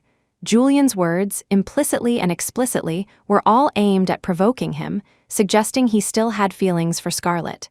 Feelings. He had chosen Scarlet back then only because of that accidental night, and because he happened to need a wife. But 3 years of marriage, was he truly unmoved? Clearly not. Thinking of the gentle-looking man standing beside Scarlet made Barnaby feel inexplicably irritated. He pulled the car over to the side of the road, opened the window, rested his arm on it, and lit a cigarette. Amidst the swirling smoke, the man's face was as cool as the moonlight. They were divorced. Whether Scarlet had a boyfriend or not had nothing to do with him. Pointless worrying, Barnaby extinguished the cigarette and started the car again, heading home. Chapter 18.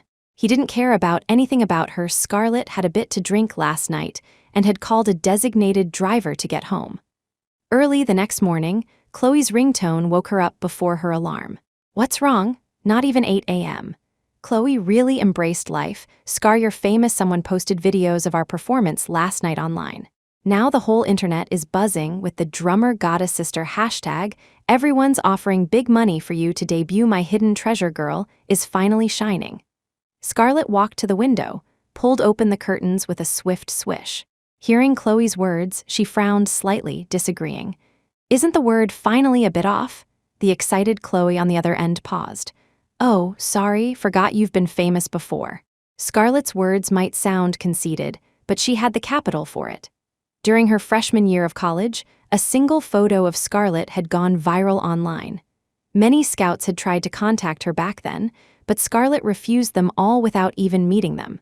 After so many years, going viral online again, the word finally indeed lacked precision. Keep a low profile. Scarlet smiled faintly, put the phone on speaker, and walked into the bathroom to wash up. Chloe hummed. Low profile, low profile. It's because you're too low profile that the Ainsworths bullied you. Scarlet, who had been a pampered heiress, insisted on marrying into the Ainsworth family under the guise of an ordinary person. The outcome was predictable. Scarlet's hand, squeezing toothpaste, paused slightly. Let's drop it. I'm brushing my teeth. After all, I'm Manager Davenport now, dealing with millions any minute. Yes won't disturb Manager Davenport from making money. Us idle folks will retreat now. Retreat. Hanging up, Scarlet started brushing her teeth. Looking at herself in the mirror, her thoughts drifted. She hadn't intentionally hidden her identity when marrying into the Ainsworth family back then. The events of that night were completely unexpected for her too. Afterwards, when Barnaby proposed marriage, she knew he might be doing it out of guilt or compensation. Later, she tried more than once to explain her family background, but Barnaby always said he didn't care about such things, then immediately took a call or got busy. Later still, She unintentionally overheard Beatrice complaining to a leaner about her sister-in-law's poor background, saying she wasn't good enough for Barnaby. Then, at Beatrice's birthday party, listening to Beatrice's close friends among the heiresses make sarcastic remarks, she suddenly lost the desire to tell him. She wanted to see if Barnaby truly didn't care. Only later did she discover that he genuinely didn't care. He didn't care about her family background, nor did he care about her happiness. He didn't care about anything about her. How laughable. The electric toothbrush in her hand suddenly stopped. Scarlet snapped back to reality, pushing aside her thoughts, rinsing her mouth and washing her face. The mushroom and chicken congee she had set to cook on a timer last night was ready, filling the entire kitchen with its rich aroma.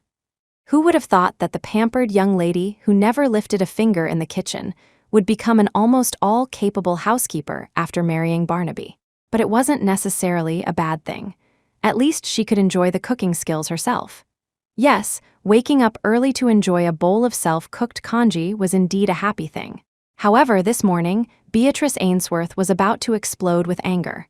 Scarlet, who had disappeared for months, reappeared and instantly became an internet sensation. What goddess? To her, she looked more like a psycho thinking about how miserable the past few months had been because of Scarlet. Beatrice picked up her phone and made a call. Goddess. She wanted to see if they would still think Scarlet was a goddess later. Chapter 19.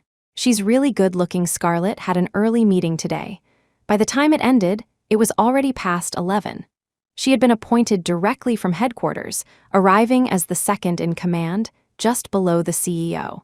Within days of Scarlet's arrival, the employees at Apex had already concocted 13 different versions of her airborne appointment story. The most convincing version was that Scarlet was the mistress of some high-level executive at headquarters. This theory gained traction because no one could find any record of Scarlet's work history in the 4 years since graduation. This 4-year gap clearly indicated she had been kept as a prized canary. Although Scarlet planned to take over her family's company, she had no intention of revealing her identity just yet. Therefore, within the company, only Felicity Payne, who had arrived with her, knew she was the group's heiress. Yes, even the CEO, Caleb Duncan, didn't know. Caleb Duncan thought more deeply than the average employee. Headquarters suddenly dropping such a young woman into a high-level position just below his own based on his years of experience, Caleb's first thought was that headquarters wanted to replace him. Attacked from above and below, Scarlet, newly arrived and caught in the middle, faced difficulties. Otherwise, Caleb wouldn't have pushed last night's dinner meeting onto her. However, Scarlet always enjoyed tackling challenges head-on. Since she had requested to come here for training, she wouldn't cry and run back for reinforcements after just a few days. After listening to Felicity's report, Scarlet smiled. Let them talk. After all, during those 3 years with the Ainsworths, she had heard plenty of harsh words. Felicity nodded, then mentioned Caleb Duncan's subtle maneuvers. The North District land plot has already been internally promised to the North family. Caleb giving it to you is clearly meant to put you in your place. Scarlet raised an eyebrow. Vincent North, Felicity confirmed. Yes, him. Scarlet glanced at Felicity, a meaningful smile playing on her lips. Whether this is a put-down or a ladder to climb higher, no one knows until the very end. Caleb wanted to put her in her place, and her competitor was Vincent North, one of Barnaby Ainsworth's close friends. This was getting interesting. Scarlett Davenport had never been one to back down. Who would ultimately get this piece of land remained to be seen. Felicity paused, understanding dawning. Miss Davenport, you have an idea? Scarlett curved her lips into a smile, but remained silent. Felicity understood and didn't press further, handing Scarlett an invitation she had just received. Miss Davenport, this is the invitation to the Ramsey Group's anniversary celebration. Scarlett took the invitation, checked the date Friday evening. Okay. From Scarlett's reaction, Felicity guessed she planned to attend. Chloe, always one to stir up trouble, knew Ramsey Group was the Ramsey family's enterprise. The anniversary celebration would naturally include invitees from the Ainsworth family. She personally selected a gown, had it flown in from Paris, and on Friday afternoon, dragged Scarlett to a beauty salon at 3. After more than 2 hours of pampering and nearly 2 hours of makeup application, their car arrived at the hotel entrance at 7:30 p.m., half an hour after the event had started. All the socialites and heiresses of Nanchang were present tonight. Those who had once laughed at her Scarlet intended to slap each of their faces swollen tonight coincidentally. Just as they got out of the car, Scarlet ran into a leaner Ainsworth and Beatrice Ainsworth. One former mother-in-law, one former sister-in-law. Glamorously dressed, neither Alina nor Beatrice recognized Scarlet at first glance. Looking at Scarlet, Alina even smiled and praised. "Which family's daughter is this? She's really good-looking. It's the first time I've seen her." Beatrice also thought she was beautiful. "Mom, I don't recognize her either, but this lady is truly stunning. When we get inside, I'll ask for her contact info. I can introduce her to brother later, then you won't have to worry about not having a daughter-in-law." Chapter 20. How could Scarlet be here? Scarlet and Chloe walked ahead. After presenting their invitations, they overheard Beatrice and Alina's conversation behind them. They exchanged glances. Scarlet raised an eyebrow but didn't look back. She was curious to see how Beatrice planned to ask for her contact information later. The Ramsay family's status in Nanchang was second only to the Ainsworths. Tonight's Ramsay Group anniversary celebration had drawn nearly everyone of consequence in the city. As soon as Scarlet entered the venue, she saw many familiar faces. Clearly, those familiar faces were equally surprised to see her. Of course, they were surprised. After all, Scarlet, a commoner with no background, should have been nothing after leaving the Ainsworth family. Yet now, the nothing Scarlet had appeared at tonight's prestigious event. Anyone would be astonished. Beside her, Chloe noticed the stares and clicked her tongue. Haven't they ever seen a beautiful woman before? Why are they all staring at you? Scarlet raised an eyebrow, took 2 glasses of juice from a passing waiter, handed one to Chloe, took a sip from hers, and smiled faintly. Probably. Chloe glanced sideways at Scarlet. Although Scarlet's self-assurance was slightly irritating, her face undeniably justified such confidence. She huffed. So uncultured. Scarlet smiled but didn't respond. Barnaby Ainsworth arrived with Jasper Evans, immediately attracting most of the attention upon entering. Scarlet stood on the edge of the crowd, calmly watching Barnaby walk in step by step, her heart unusually peaceful for the first time. Beside her, Chloe scoffed. "Scar, you have to admit, that jerk Barnaby Ainsworth cleans up nicely. No wonder he's one of the most sought-after bachelors among Nanchang's heiresses." Hearing this, Scarlet glanced at Chloe. "Do I look like someone with terrible taste?" She had to admit, back when she first fell for him, Barnaby's looks played a 70% role. Fair point. Across the crowd, Barnaby's gaze instantly found Scarlet standing next to Chloe. She had completely changed her usual gentle and lovely image.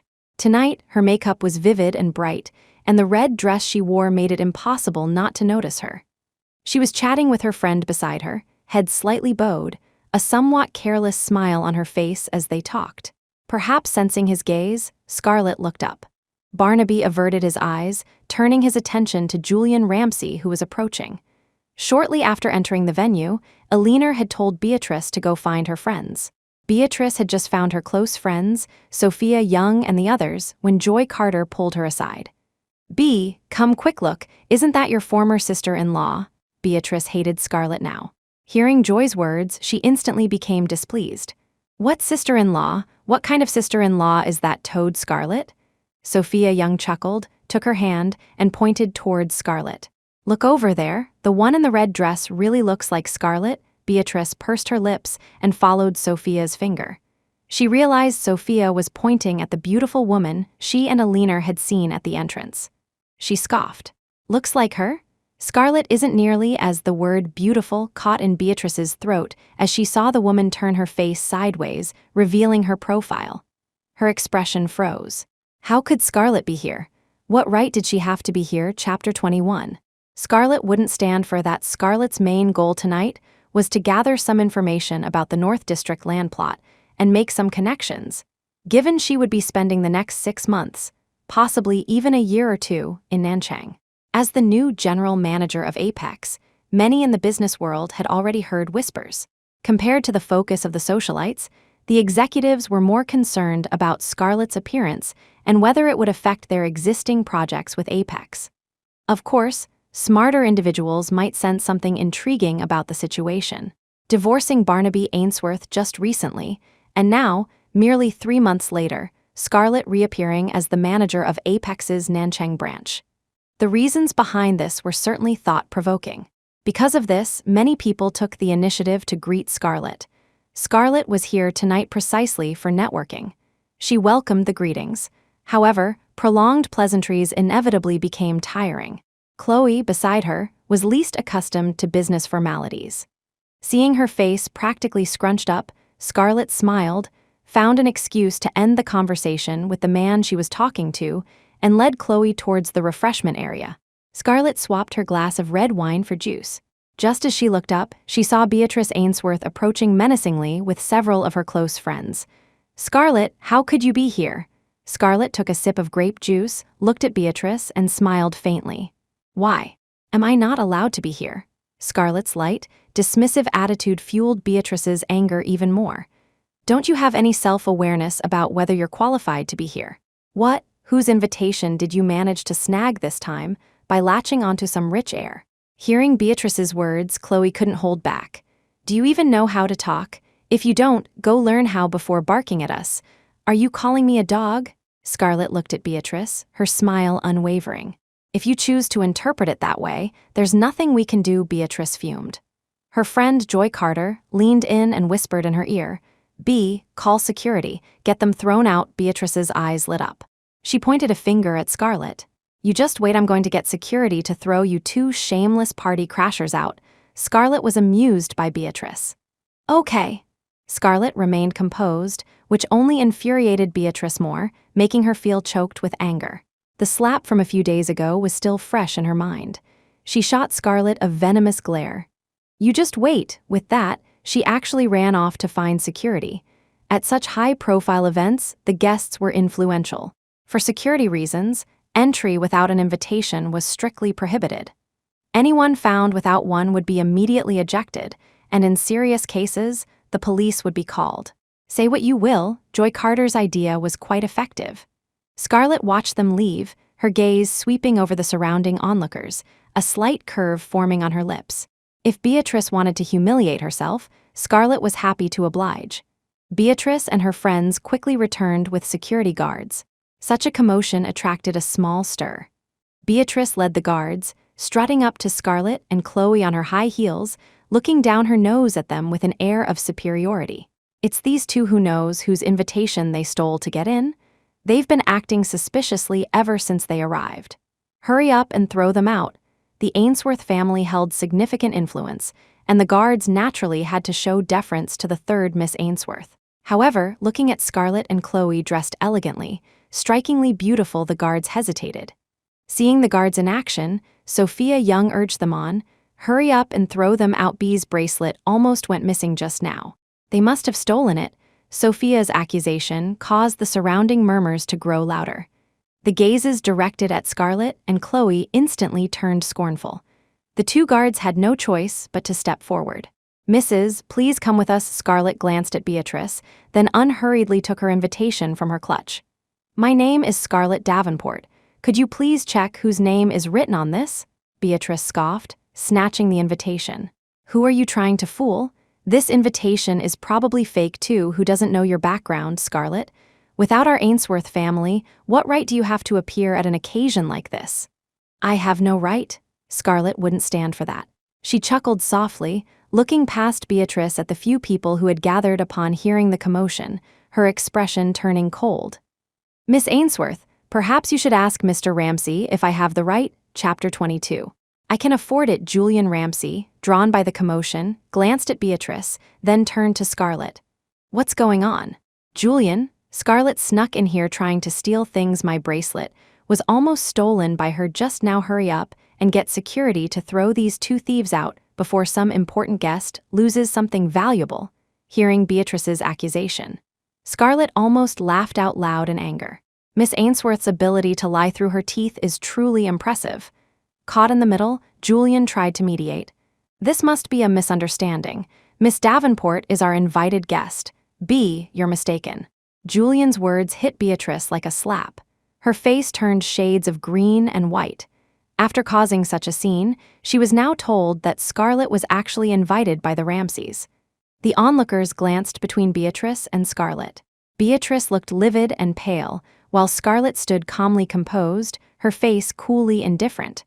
The contrast made it obvious who was in the wrong. Beatrice refused to let Scarlet off so easily. Even though Julian had confirmed Scarlet was invited, she had come too far. If she backed down now, she'd suffocate from the humiliation. Then I demand she apologize to me. She almost swiped my bracelet just now. This wasn't the first time Beatrice had blatantly framed her. During her 3 years with the Ainsworths, Beatrice had set her up no less than 3 times. Now Beatrice was using the same tactic again. Did she really think Scarlet was a fool? Chloe, standing beside her, trembled with anger. Just as she was about to speak, Scarlet held up a hand to stop her. She glanced back at Chloe. Chloe paused, understood, and gritted her teeth, holding back her retort. "You want me to apologize, is that it?" Beatrice snorted. "Obviously, if we hadn't caught you in the act, you probably would have stolen this bracelet already." She kept repeating the word stole, yet Scarlet hadn't even come near her since entering the party. Scarlet picked up 3 glasses of red wine from a nearby tray. A 3-glass penalty, is that enough? Beatrice clearly felt it wasn't enough, but she also knew making a bigger scene wouldn't look good. As long as she managed to tread on Scarlet, she considered it a win. "I'll be generous and won't pursue it further." Hearing Beatrice's words, Scarlet actually laughed. "Miss Ainsworth is indeed generous." She paused. "By the way, may I ask how much your bracelet cost, Miss Ainsworth? It's a limited edition, over $300,000, not that you could afford it." Scarlet raised an eyebrow, carried the 3 glasses of red wine, and walked right up to Beatrice. Leaning down slightly, she looked at her coldly. "Sorry, Miss Ainsworth, but I'm not one to suffer losses silently." As she spoke, she lifted the 3 glasses of wine above Beatrice's head. With a twist of her wrist, all 3 glasses of red wine cascaded down onto Beatrice. Beatrice shrieked in disbelief. But it wasn't over. Scarlet tossed the empty wine glasses aside, grabbed Beatrice's wrist. Just as she was about to act, Barnaby Ainsworth, who had been watching coldly from the sidelines, suddenly reached out and grasped her wrist. "That's enough, Scarlet, enough," Scarlet scoffed. "But from my perspective, it's far from enough." As she spoke, her hand tightened, and she ripped the bracelet straight off Beatrice's wrist. Beatrice hadn't even recovered from having wine poured over her when her bracelet was torn off by Scarlet. She screamed, about to lunge at Scarlet, but in the next second, Scarlet tossed a check onto her face. "A mere $400,000 bracelet. I can afford it." Chapter 23, "Isn't this humiliating enough?" After tossing the check, Scarlet glanced back at Chloe. "Let's go." Chloe nodded. Before leaving, she looked at Beatrice, seemingly puzzled. "Is she not right in the head?" Scarlet shrugged. "Who knows?" Chloe snorted. "Just 400,000? Who does she think she's looking down on?" Their voices weren't loud, but loud enough for anyone paying attention to hear. Hearing this, Beatrice exploded. "Scarlet, you stop right there." She started to chase after Scarlet, but the next second Barnaby grabbed her arm. Beatrice, furious and caught, turned back intending to lash out, but seeing Barnaby's face, she froze, her eyes instantly turning red. "Brother, isn't this humiliating enough?" First, they accused Scarlet of crashing the party with a fake invitation. When that failed, they accused her of stealing the bracelet. Yet, Scarlet hadn't offered a single word of explanation. By simply ripping off the bracelet and paying for it, her actions clearly demonstrated she had no interest in Beatrice's 300,000 bracelet. Just then, someone in the crowd murmured, "Wow, those earrings Scarlet is wearing look like they're from the Gulf Pearl series." Probably fakes. Everyone knows the Gulf Pearl series is sold as sets, not individually. A full set costs over 30 million USD. That's nearly 200 million. No, look, the pearl and diamond bracelet on Scarlet's wrist seems to be part of the same set as her earrings. I've been eyeing it forever, but couldn't afford it. It's real, definitely real. It was common knowledge that the Gulf Pearl series, composed of natural Harry Winston pearls and diamonds, was beloved by royalty, a favorite of princesses. Reportedly, each set including necklace, ring, earrings, and bracelet cost no less than 30 million USD, sold only as a complete set. Globally, only 3 sets had ever been produced, and all were sold. This revelation caused many to look closely at the bracelet and earrings Scarlet was wearing. Most people present were of considerable status and had seen fine jewelry before. Scarlet's earrings and bracelet, made entirely of diamonds and pearls, sparkled brilliantly under the lights. The quality was undeniable. Even in the bright lights of the grand ballroom, Scarlet's earrings shone dazzlingly, the pearls full and lustrous. Even if they were replicas, they would have to be made of top-quality pearls and diamonds. Such an amount of high-quality gems would cost millions, if not tens of millions. The jewelry Scarlet's wearing must be worth over $1 million, right? If so, she really wouldn't need to steal that 300,000 bracelet. Exactly, didn't you recognize it? The style of Scarlet's dress looks very much like Toto's designs. You can't find this dress on the market. It's clearly custom-made.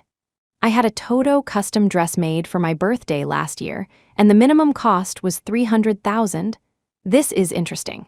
Miss Ainsworth claimed Scarlet wanted to steal her bracelet. The surrounding chatter intensified. Beatrice, who had been about to say something more, felt as though she had been slapped repeatedly by invisible hands upon hearing the discussions. Beatrice gritted her teeth, staring venomously at the directions Scarlet had left. She would get revenge for this, sooner or later. Chapter 24. All right, then I'll wait for her. The fiasco quickly spread throughout their social circle that night. Nanchang wasn't huge, but it wasn't tiny either, and the circle of influential people was relatively small. The Ainsworth family was the foremost of Nanchang's 4 major families. Beatrice Ainsworth, as the family's only daughter, had lived a life of privilege and prestige until tonight. However, tonight she had utterly lost face. Scarlet had silently proven she didn't give a damn about her 300,000 bracelet. Beatrice practically fled to the restroom in tears. Julian Ramsey looked at the check on the floor and bent down to pick it up. Well now, it really was written for $400,000, not a cent less. Julian looked up at Barnaby. This check isn't fake, is it? Where did Scarlet get that kind of money? Barnaby looked at the check in Julian's hand, recalling Scarlet's cold expression as she poured wine over Beatrice's head. He frowned slightly. Are you short 400,000? Julian raised an eyebrow. I'm just curious. Barnaby gave him a cold, sideways glance. Curiosity killed the cat. Did he have to be that harsh? But Scarlet had indeed been quite ruthless tonight. After this mess, Beatrice would likely be the butt of jokes in their circle for a long time. Thinking of this, Julian couldn't help asking again, is this matter just over?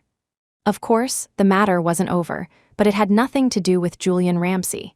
Barnaby averted his gaze, took the check, and walked straight through the crowd towards the exit. Scarlet and Chloe left early. The driver hadn't expected them back so soon and was stunned when he received the call. Miss Davenport, I'm so sorry, I'll be right there to pick you up. Scarlet heard the lively noise in the background and chuckled softly. No rush, Uncle Wang, enjoy your meal first. I'm just going to the restroom. Saying that, Scarlet hung up the phone, walked over to the public seating area in the lobby on her high heels, and sat down. The earrings were heavy and uncomfortable. Scarlet took them off while looking speechlessly at Chloe. You even brought out something this valuable. If your mom finds out, she'll definitely give you a beating. Chloe snorted. When my mom heard I was lending them to you, she gave me the whole set without a second thought. If I didn't know you definitely wouldn't like the necklace, I would have brought the entire set. Scarlet smiled, placing the removed earrings back into their protective pouch, then started taking off the bracelet. Thank Auntie Isabel for me. You're being so polite. If my mom heard that, she'd get angry. Scarlet thought about it and agreed. She put the removed bracelet and earrings away safely, handed them to Chloe, and then thought about snatching the bracelet earlier, feeling a bit lost in thought. Seeing her silence, Chloe raised an eyebrow. What are you thinking? Don't tell me you regret pouring wine on Beatrice. All the things she did to you before, adding it all up, you could have poured dog poop on her head. Scarlet snapped back to reality. I do regret it, but not pouring wine on her. Chloe was puzzled.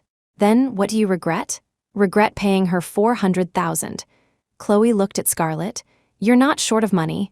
$400,000 to humiliate her. I think it's worth it. I'm not short of money, but my money didn't grow on trees either. Why should I give her tens of thousands extra? Couldn't she buy a nice bag with that extra money? Or at the very least, a set of skincare products. Just as they were talking, a cold male voice suddenly came from nearby. You don't need to pay, but you need to apologize to be. Barnaby finished speaking, walked over, and placed the check Scarlet had left behind in front of her. Scarlet looked up at him, then reached out and took back the recovered $400,000. After doing this, Scarlet stood up, meeting Barnaby's gaze directly. "And if I don't apologize, then don't blame her for causing trouble for you." Scarlet curved her lips into a smile. "All right, then I'll wait for her." Barnaby was choked by her response. Looking at the smile in Scarlet's eyes, he felt inexplicably angry, his tone becoming even colder. "Suit yourself." With that, he turned and walked back inside. Barnaby felt he shouldn't have come out. But knowing Beatrice's personality, she wouldn't let tonight's incident go so easily. Scarlet might have seemed victorious tonight, but Beatrice had plenty of opportunities to trip her up behind the scenes if it weren't for the fact that she had been his wife for 3 years. He wouldn't have wanted to get involved in these tedious matters at all, but she refused to appreciate his kindness. Since that was the case, he would just wait for her to come crawling back to him. Chapter 25. Is this all Beatrice Ainsworth is capable of? Scarlet had fully intended to settle the score with Beatrice Ainsworth. After the events at the Ramsey Group anniversary party, where Beatrice had falsely accused her and Scarlet had retaliated, Barnaby's warning only solidified her resolve. Beatrice wouldn't let it go, and neither would Scarlet. However, before dealing with Beatrice, there was another loose end. Harold Shaw, the CEO of Shaw Corp. The connection wasn't immediately obvious, but Scarlet suspected Shaw's involvement in the setup attempt that Friday night, likely instigated by Beatrice. Business first, revenge later. She needed to handle the contract renewal with Shaw Corp, or rather, find a replacement.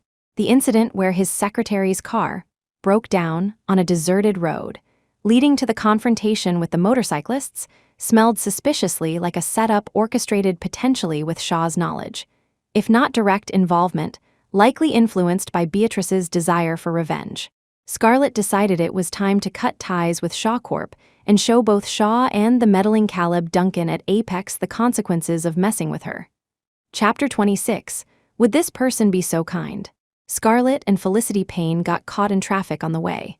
By the time they arrived at the hotel, they were just 5 minutes shy of the agreed meeting time. Getting out of the car, Scarlet strode inside on her high heels. The private room was on the 4th floor. During dinner time, the elevator was crowded, stopping at each floor. Scarlet glanced down at her watch. As she looked up, her peripheral vision caught a familiar figure outside on the 3rd floor. Beatrice Ainsworth. She raised an eyebrow, averted her gaze, and the elevator doors slowly closed. A few seconds later, the elevator stopped again. Scarlet stepped out. When she reached the private room door, it wasn't fully closed. Harold Shaw inside seemed to be on the phone. His voice wasn't loud, but as Scarlet pushed the door open, she faintly heard the phrase, "Miss Ainsworth." Scarlet raised an eyebrow, glancing sideways at Felicity beside her. Felicity nodded slightly and knocked on the door. "Mr. Shaw." As soon as Felicity spoke, Harold Shaw inside hung up the phone. Scarlet walked in, meeting Shaw's gaze with a smile. "Apologies, Mr. Shaw. There was some traffic on the way. I'm late." Shaw smiled back at her, seemingly unbothered by her tardiness. "Manager Davenport, you're too kind. It's Friday, traffic is normal. My apologies." Manager Davenport is truly too polite. "Since you feel so bad, how about you penalize yourself with a drink?" Shaw finished speaking, then thoughtfully asked, "Is your alcohol tolerance all right, Miss Davenport? If not, we can skip it. I'll have the wine removed and replaced with juice." Scarlet took her seat, looking at Harold Shaw before her, wondering what game he was playing, being so polite. But business had its ways. Scarlet knew this drink was unavoidable. "My tolerance is all right. I'll drink this first to apologize for my lateness, Mr. Shaw." She raised the half-filled glass of red wine before her and downed it in one go. Shaw laughed heartily. "Manager Davenport is indeed straightforward. I enjoy dealing with people like you." Scarlet curved her lips slightly. "You flatter me, Mr. Shaw." Harold Shaw was an old fox, always sniffing around for profit. Apex and Shaw Corp had cooperated for a long time, and continuing the partnership was tacitly understood. But Shaw wasn't like that. For money, he could shamelessly renegotiate. However, he and Caleb Duncan seemed to be cut from the same cloth. Who knew how they planned to make things difficult for Scarlet? Throughout the dinner, Scarlet drank quite a bit of wine and exchanged numerous pleasantries, but every time the topic of contract renewal came up, Caleb Duncan would either plead poverty or feign difficulty. In short, the message was clear. He still needed to consider the renewal. Scarlett knew she wouldn't achieve much tonight. The fact that Harold Shaw hadn't stormed off already made the dinner seem relatively harmonious. Understanding the implication in Shaw's words, Scarlett didn't push further. After some polite exchanges, she began making closing remarks. "Mr. Shaw, let me see you out." Shaw glanced at Scarlett. "Manager Davenport, you're too kind. It's not easy for you and your secretary, two young women. You've both had quite a bit to drink tonight. Let my assistant drive you home." This was Scarlett's first interaction with Harold Shaw. Hearing his words, she momentarily couldn't tell if he was being genuine or deceitful. Would Harold Shaw be this kind? But since he had offered, Scarlett wanted to see what trick he had up his sleeve. "Then I won't be polite. Thank you in advance." Shaw waved his hand dismissively, glancing at his assistant. "Secretary Lewis, please ensure Manager Davenport and Secretary Payne get home safely, understand?" "Yes, Mr. Shaw." They all went down to the hotel entrance together. Shaw got into his car. His secretary turned back to Scarlett. "Manager Davenport, let me drive you." Scarlett raised an eyebrow. "Thank you." Neither she nor Felicity had bought a car yet. It seemed buying one was becoming necessary for convenience. Shaw's secretary wasn't talkative. Scarlett sat in the back seat, Felicity in the passenger seat. She had drunk quite a bit tonight and felt dizzy during the ride. When the car suddenly stopped, Scarlett frowned slightly. Chapter 27, You scared my friend. Just as Scarlett was about to ask what was happening, Harold Shaw's secretary spoke up. "Manager Davenport, Secretary Payne, apologies, the car seems to have broken down." "It's all right," Scarlett replied. The car felt stuffy, so she got out. Shaw's secretary was on the phone, calling for assistance. Felicity walked up to her, worried. "Miss Davenport." Scarlett looked down at her and smiled faintly. "Don't be afraid. We live in a society with laws. Shaw wouldn't dare do anything too outrageous." Scarlett had just finished speaking when the loud roar of engines approached. Her smile faded slightly as she looked up and saw 3 or 4 motorcycles speeding towards them from behind. The headlights were blindingly bright. Scarlett raised a hand to shield her eyes, squinting. With a screech, a heavy motorcycle skidded to a halt right in front of her. "Hey beautiful, need some help." The man spoke with a sleazy tone, his clothes worn loosely, a green dragon tattoo visible on his neck.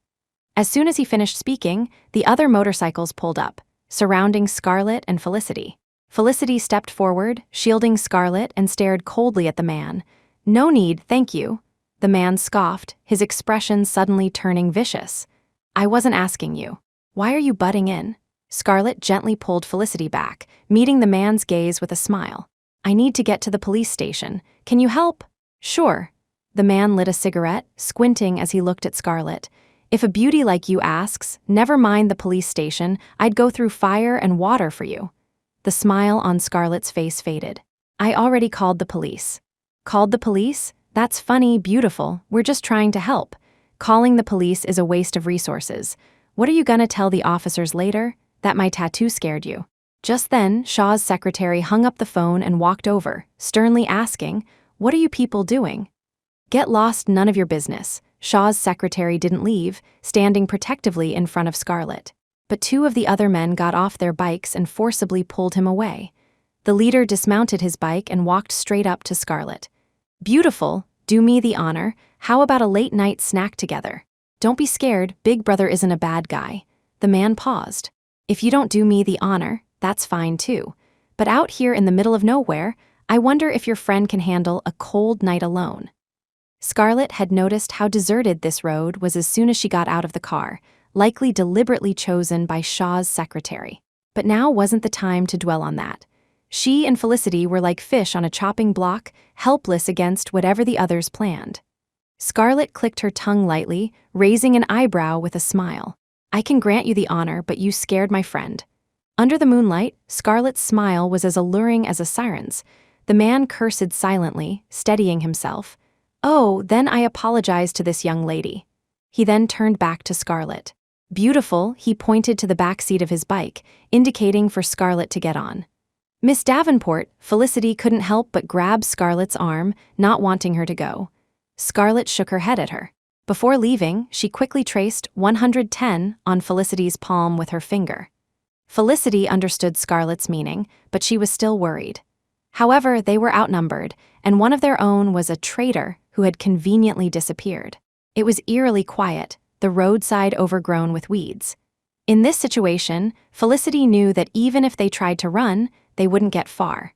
Scarlett's approach was undoubtedly the most sensible, but Scarlett was the Davenport family's only heiress. Before she came, Sebastian Davenport had repeatedly instructed her to take good care of Scarlett. The Davenport family had given her opportunities she wouldn't have otherwise had. How could Felicity bear to watch Scarlett walk into the lion's den alone? Secretary Payne, it's getting late. Go back and rest early. We have an early meeting tomorrow. Scarlett saw through her thoughts and directly told Felicity to leave first. Felicity opened her mouth to protest, but Scarlett was already being half pushed, half pulled onto the bike by the man. Soon, the motorcycles roared away with a vroom, disappearing without a trace. Chapter 28. I advise you not to touch me. As soon as the motorcycles disappeared, Harold Shaw's secretary approached Felicity, feigning concern. Felicity gave him an expressionless look. You better pray nothing happens to Miss Davenport. Otherwise, no one can protect you, Shaw's secretary scoffed inwardly but put on a puzzled facade. Felicity took out her phone, about to call the police, when she received a message from Scarlett via WeChat, sharing my location. Notify Chloe, have them come find me. Don't call the police yet. The motorcycles roared for over 20 minutes before stopping in front of a bar. Scarlett got off the bike herself, looking at the man before her with a smirk. Late-night snacks at a bar. You wouldn't understand. Bars are where the night truly comes alive. Scarlett didn't say anything. They had brought her here. Escape was impossible. She calmly followed the man into the bar. Seeing her composure, the man raised an eyebrow. Beautiful, you've got guts. Scarlett glanced at him sideways but didn't speak, stepping into the private room. As soon as she entered, the man brought over a glass of whiskey. I won't make things difficult for you. Seeing as you're cooperative, drink this and you can leave. Scarlett looked at the glass of whiskey in his hand, raising an eyebrow. And if I don't drink it? Then you're not playing smart, and I don't like people who aren't smart. The moment the man finished speaking, Scarlett reached out, took the glass, tilted her head back, and downed it in one gulp. After finishing, she turned the glass upside down. I drank it. Can I go now? Clap, clap, clap. The man applauded. Impressive, go ahead. He gestured towards the door, indicating she was free to leave. Scarlett didn't move. She knew the drink was likely drugged. She walked further into the room and sat down directly on the sofa. Seeing her stay, the man was taken aback. You're not leaving? I feel a bit dizzy. Can I sit for a while? Sure, whatever you like. The man looked at Scarlett on the sofa, a rare flicker of compassion crossing his face. But I still think you should go back. It's getting late, and it might not be safe later. Scarlett looked at the man. How is it not safe? The man didn't answer her question. He waved dismissively at the two men guarding the door, and the three of them quickly left. Scarlett sat for only a short while before feeling hot. The private room wasn't heated. It wasn't warm enough for her to feel hot this time of year. She quickly realized the drink contained a date rape drug.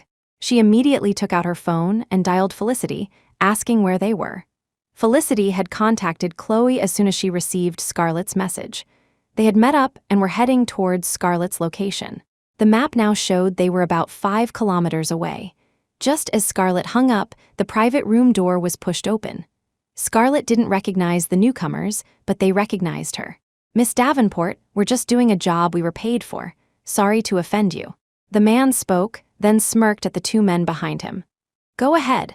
With Miss Davenport's looks and figure, you guys are getting lucky. His words were vulgar and lewd. As he spoke, he positioned his camera. Make sure you get her clothes off properly. Don't block Miss Davenport's face. Remember these 2 points? The man finished speaking and turned to leave. Scarlett gritted her teeth. How much did they pay you? The man paused, turning back to look at the flushed Scarlett and chuckled. Miss Davenport, I have professional integrity. He paused again, muttering under his breath. They wanted it outdoors. Wonder if this footage will pass. With that, he closed the door and left. Scarlett felt weak and hot, her consciousness blurring. She glanced at the 2 large men in front of her who were starting to undress. I advise you not to touch me. The 2 men seemed to hear a joke.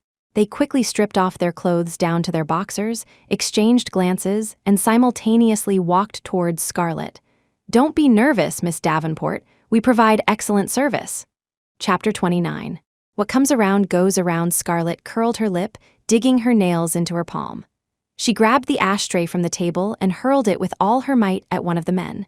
Her movement was swift and forceful. The man cried out in pain.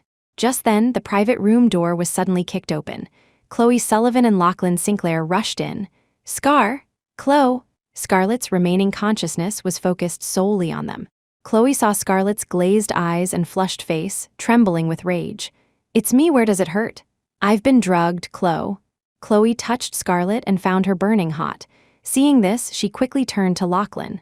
"Lachlan, quick, get Scar to the hospital." Lachlan went over and lifted Scarlett into his arms. By now, Scarlett had almost no strength left, feeling like she was about to shatter as Lachlan held her. Felicity Payne saw Scarlett being carried out and rushed forward anxiously. "Miss Sullivan, how is Miss Davenport?" "She was drugged. We're taking her to the hospital. I have people coming. Miss Sullivan, you should take Miss Davenport to the hospital first." Felicity needed someone to investigate tonight's incident thoroughly. Chloe nodded. "Be careful." Scarlett wasn't in good shape. She was clutching Lachlan's clothes so tightly they nearly tore.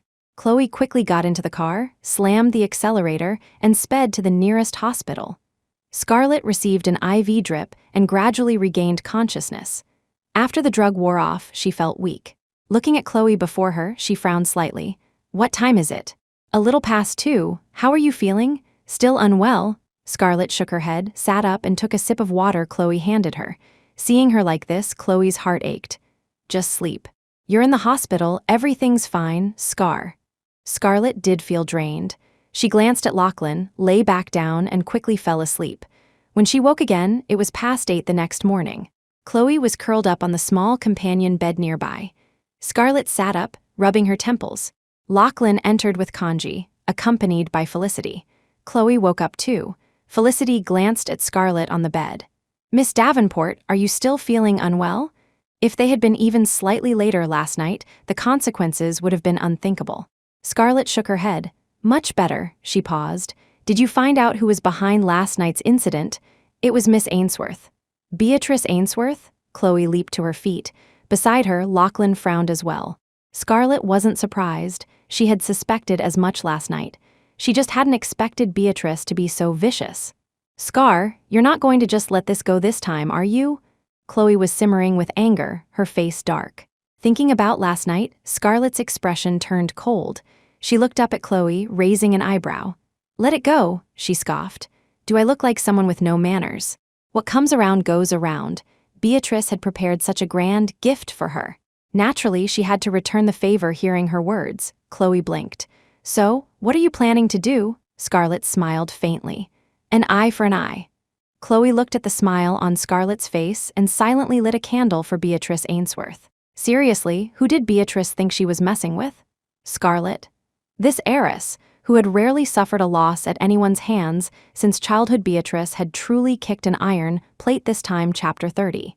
Then it's Beatrice Ainsworth's turn, of course. Before dealing with Beatrice Ainsworth, Scarlett had someone else to settle accounts with first. After being discharged from the hospital, Scarlett went back to her apartment, showered, and changed. By the time she left, she was once again the radiant manager Davenport. Upon arriving at the office, Felicity Payne already had several documents prepared. "Miss Davenport, these are some of the real estate agencies that have developed well in recent years." Scarlett raised an eyebrow, took the files, and briefly skimmed through them. "Which one do you think is better, Secretary Payne?" "Etha Corp," Felicity elaborated, glancing at Scarlett. "Although this company was founded less than 10 years ago, my investigation shows that Etha has an excellent reputation in all aspects within the industry." "All right, Etha it is. Please contact their person in charge for me." "Yes, Miss Davenport." Did Harold Shaw really think Apex couldn't function without Shaw Corp? Since he dared to make a move against her at Beatrice Ainsworth's behest, she would let Shaw taste the bitterness of trying to steal a chicken only to lose the rice used as bait. As one of the companies under the Davenport Group umbrella, Apex had significant backing. Being noticed by Apex was naturally something Etha Corp eagerly sought. Hearing that Apex's new manager was interested in collaborating with Etha's CEO, Zachary Cameron, immediately rushed back from out of town, specifically for this dinner meeting with Scarlet. Scarlet got straight to the point, directly proposing the intention to cooperate. Zachary Cameron was flattered. "Manager Davenport, may I be so bold as to ask why you chose our Etha Corp?" Scarlet raised an eyebrow. "Why does Mr. Cameron think Etha lacks the capability?" Zachary Cameron paused, looking at the Scarlet before him, surprised that such a beautiful young woman was, in fact, a rose with thorns. After 2 seconds, Zachary Cameron laughed. "Pleasure doing business with you, Manager Davenport. Pleasure doing business with you." Having resolved such a major issue, Scarlet was in a good mood. She turned her head to look at Felicity.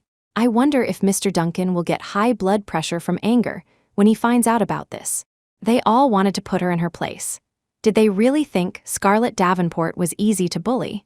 News of Scarlet and Zachary Cameron's meeting quickly spread within their circles. Caleb Duncan, upon hearing about it, called Scarlet that very evening. Scarlet deftly deflected, "I believe Etha is fully capable of handling the job." On the other end of the line, Caleb Duncan's face flushed red. Scarlet added another blow. "Moreover, Etha's quote is only 3/4 of Shaw Corp's. Trying out new partners is not necessarily a bad thing." This statement effectively silenced Caleb Duncan. Scarlet had anticipated his opposition, so when negotiating with Zachary Cameron, she had explicitly requested a lower quote than Shaw Corp's to shut down potential objections. Zachary Cameron was also astute. This was a great opportunity. Earning slightly less money was secondary. Etha needed the chance, and this was it. Hanging up the phone, Scarlet raised an eyebrow, glancing at the night view outside the floor-to-ceiling window, her smile deepening. "That score is settled. Then it's Beatrice Ainsworth's turn." Coincidentally, tomorrow was the weekend. Thinking of this, Scarlet took out her phone and called Felicity Payne.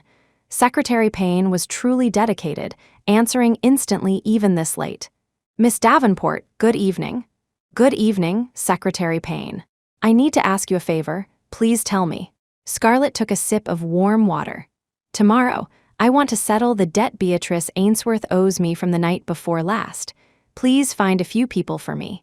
Tomorrow night, bring Beatrice Ainsworth to Night Feast Bar to meet me." Felicity understood immediately. "Yes, Miss Davenport." Hanging up, Scarlet turned and went into the bathroom. Time for a shower, then wake up tomorrow morning to settle things properly with Beatrice Ainsworth. Chapter 31. I also like to collect with interest. When Chloe learned that Scarlet planned to settle the score with Beatrice Ainsworth today, she was excited all day. By 7 in the evening, she had already rushed over to Scarlet's apartment. "Scar, I've got the stuff ready for you safe, no residue, guaranteed untraceable after 24 hours, Scarlet smiled faintly. "Good." Chloe could barely contain herself. Beatrice had been arrogant for so long, and the night before last, she even dared to have people harm Scarlet. If Scarlet hadn't insisted on handling it personally, Chloe would have gathered people yesterday, kicked down the Ainsworth's door, and dragged Beatrice out for a beating. "Isn't it about time? Should we head over to Night Feast now? Your people should have brought her there already, right?" Scarlet glanced sideways at her. "What's the rush? Isn't it better to let her stew in despair a little longer?" Chloe paused, then realization dawned, and she clicked her tongue. "You know, that makes a lot of sense." They set off at 8, arriving at Night Feast Bar exactly at past. Beatrice had already been locked in the private room for over an hour. The soundproofing in Night Feast's rooms was excellent. The door was locked from the outside. She had screamed until her voice was hoarse, but no one paid her any attention. Initially, she trembled with anger, but as more time passed locked up, fear gradually set in. Given the Ainsworth family's status in Linchester, logically, no one should dare touch her. Yet, just over an hour ago, she had been dragged off the street into a car in broad daylight, right under the public eye. Then she was brought here. The people who brought her left after putting her in the room, locking the door behind them. Until now, no one had come to check on her. When the door was pushed open, Beatrice, having imagined countless horrific scenarios, saw Scarlet and froze for a moment. Then, understanding dawned and fury surged through her. "Did you have someone bring me here?" Scarlet looked at Beatrice, a faint smile playing on her lips. Surprised, "What do you want?" "Shouldn't I be asking you that, Miss Ainsworth? You must regret what happened the night before last, don't you?" Hearing Scarlet mention the night before last, Beatrice's face stiffened. I don't know what you're talking about. Scarlet gave her a knowing, half-smiling look, then poured a glass of red wine right in front of Beatrice before looking towards Chloe. Chloe was ready. She took the pill packet out of her bag and handed it to Scarlet. Scarlet took it, opened the packet, and dropped the pill into the red wine right before Beatrice's eyes. After doing this, Scarlet looked back at Beatrice. Miss Ainsworth, I told you last time I don't take losses lightly. She swirled the wine in her glass. Losses I've suffered I will collect, and I also like to collect with interest. Scarlet finished speaking, walked over, grabbed Beatrice's chin forcefully, and pressed the wine glass against her lips. Beatrice, panicked and guilty, tried to shake her head, but Scarlet's grip was surprisingly strong. Her chin held fast, red wine was forced into her mouth. She tried to spit it out but couldn't close her mouth. Beatrice struggled, but Chloe held her hands firmly. Her eyes red, she glared fiercely at Scarlet. Scarlet looked down, the smile on her face unchanging, her movements calm and deliberate as she poured the wine steadily into Beatrice's mouth. With a loud bang, just as Scarlet finished pouring the last drop of wine, the door was kicked open. She tossed the wine glass aside, pulled out a tissue from nearby, and slowly wiped her fingers. Seeing Barnaby Ainsworth and Julian Ramsay arrive, Beatrice immediately ran over. Brother, she drugged me, she's going to have someone rape me? Chapter 32. Does Miss Ainsworth want to kneel? Beatrice sobbed as she accused Scarlet. Scarlet stood there, unfazed, an inexplicable chill emanating from her, watching Beatrice and the men at the door with cool detachment. Beatrice looked utterly disheveled, clinging to Barnaby's arm and crying. Barnaby's face was dark, his gaze toward Scarlet sharp enough to devour her. Beside him, Julian Ramsay sucked in a breath. Scarlet, isn't this taking it too far? Chloe rolled her eyes. Miss Ainsworth sure knows how to play the victim. She started this whole thing, and now that she's scared, she's the first to point fingers. After wiping her hands, Scarlet finally spared Barnaby a glance. You got here quickly, she scoffed. If the Ainsworth family won't teach Miss Ainsworth a lesson, then I'll reluctantly help out. She finished speaking, looked back at Chloe.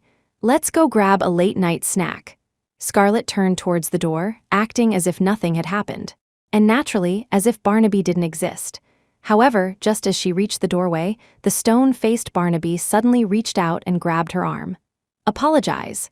Are you sure you want me to apologize, Mr. Ainsworth? Hearing his words, Scarlet turned her head to look at him, a slight curve to her lips, her almond eyes holding a touch of coolness.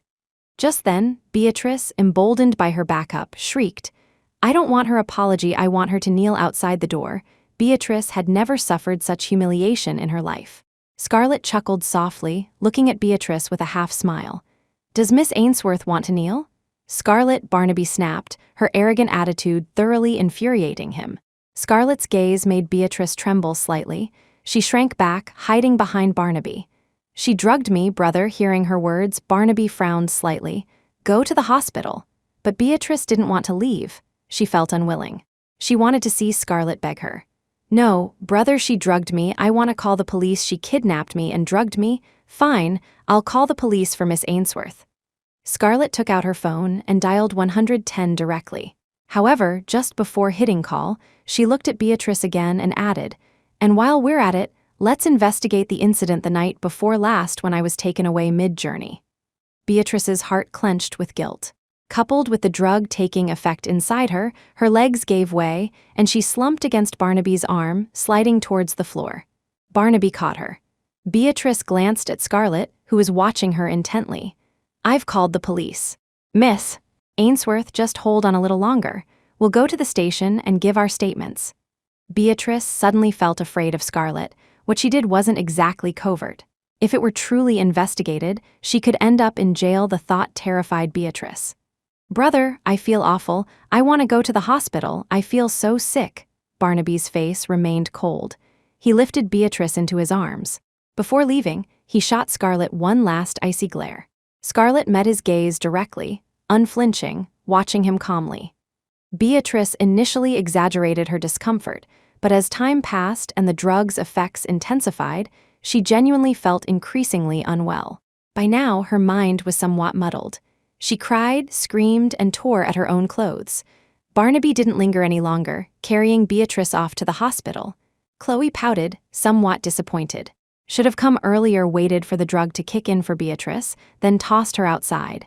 See if she'd still be so arrogant. Scarlet also felt a twinge of regret, but she knew the drug's effects weren't pleasant. Forget it. Let her off the hook this time. If there was a next time, she wouldn't be so lenient. Chapter 33, maybe not anymore. As the drug took full effect, Beatrice Ainsworth became like a madwoman. Julian Ramsey struggled to restrain her, getting scratched several times in the process. How much longer till the hospital? This Scarlet was too ruthless. Where did she find such a potent drug? Barnaby Ainsworth remained silent, but soon the car made a turn and stopped. By this point, Beatrice had lost consciousness, tearing at her clothes, shouting about the heat, her voice distorted. Barnaby carried her into the hospital. Patients in the night clinic stared, their expressions varied. Beatrice was finally calmed down after being restrained by several nurses and given an IV drip. Julian breathed a sigh of relief. Just as he was about to speak, he saw Barnaby walking outside. He paused, then followed him. The smell of disinfectant in the hospital was overwhelming. Barnaby had stepped out for some fresh air. Julian walked up beside him. "This Scarlet seems like a completely different person, doesn't she?" Barnaby glanced sideways at him. "What are you trying to say?" Julian grinned. Although Scarlet didn't act kindly tonight, judging by the conversation earlier, it seems your sister wasn't exactly innocent either. Barnaby held a cigarette, lowering his head to light it. Of course, he knew Beatrice hadn't done anything good. Otherwise, he wouldn't have left so easily just now, letting Scarlet off the hook like that. Julian's impression of Scarlet was now more positive than negative. He still vividly remembered that night at 1, Scarlet on stage, drumming with fierce abandon. "I feel like after divorcing you, Scarlet changed completely. She used to be so gentle, now nobody dares to mess with her. You should probably talk to your sister, otherwise, she's bound to suffer at Scarlet's hands sooner or later." Barnaby exhaled smoke, frowning slightly. "She dares?" Julian chuckled. "She didn't dare before, but maybe not anymore." Barnaby's eyes darkened. He took another drag from his cigarette, silent. Julian was right. After the divorce, Scarlet was like an untamed horse. The Scarlet of the past wouldn't even dare speak much. But now she dared to meet his gaze directly, fearless and unwavering. Seeing him silent, Julian didn't press further. "All right, I'm heading back." Barnaby glanced at him and nodded slightly. Julian's car was still parked at Night Feast. He had to take a taxi from the hospital. However, before reaching Night Feast, he spotted a familiar figure on the street. Scarlet, whom he had just seen less than an hour ago. Scarlet had mentioned grabbing a late-night snack back in the private room. He thought she was joking, but now she was actually eating at a street stall. Julian grinned. After the traffic light turned green, he had the driver stop the car, then walked back to the roadside food stall. Chloe looked up and saw Julian, her face falling. "Bad luck." Scarlet raised an eyebrow. "What's wrong?" Chloe didn't speak, just pointed behind her. Scarlet turned around and saw Julian standing right behind her. "Hi, Scarlet, fancy meeting you here." Scarlet raised an eyebrow. Seeing Julian about to sit down next to her, she pulled the adjacent chair away. Julian was a bit slow and missed grabbing the chair. "Well, since we ran into each other, mind if I join?" He was quite interested in their band, Summer Haze. Scarlet chuckled softly, finished the skewer she was eating, tossed the stick aside, and acting as if Julian didn't exist, looked at Chloe across from her. "Finished eating? Let's go." Chloe wiped her hands. "Let's go." The two stood up and left, leaving a completely ignored Julian behind. Julian was simultaneously amused and annoyed, feeling like a fool for getting out of the taxi. Just as he was about to hail another taxi, he saw Scarlet and Chloe, having just paid, being stopped by several drunk thugs. Julian watched, amused. This time, they'd have to beg him for help, right? Chapter 34. "What can you do?" Julian Ramsey put his phone away and sauntered over. Looking at Scarlet, who was blocked by the thugs, he raised his eyebrows. "Beg me nicely, and I'll get rid of these guys for you." Hearing this, Chloe burst out laughing. Scarlet also smiled faintly, pursing her lips. She turned her head slightly to glance at Julian, thinking that everyone around Barnaby Ainsworth seemed a bit off their rocker. It had been years since anyone had tried to block her path like this. The last time was back in middle school. She didn't expect to encounter this kind of situation again after more than a decade. Beatrice had been taken away by Barnaby earlier tonight. leaving Scarlet particularly irritable. Now these guys had the audacity to block her way. Scarlet looked at the man blocking her, her anger giving way to a wry smile. "And if I don't give you face, what can you do?" Julian, listening from the side, thought this Scarlet woman was truly reckless. These thugs clearly looked like seasoned troublemakers, yet she dared to provoke them, but Scarlet's earlier glance at him had been clearly mocking. Julian's temper flared too. He decided to let these two reckless women suffer a bit first, then he would swoop in as the hero. Yes, he was truly a magnanimous person.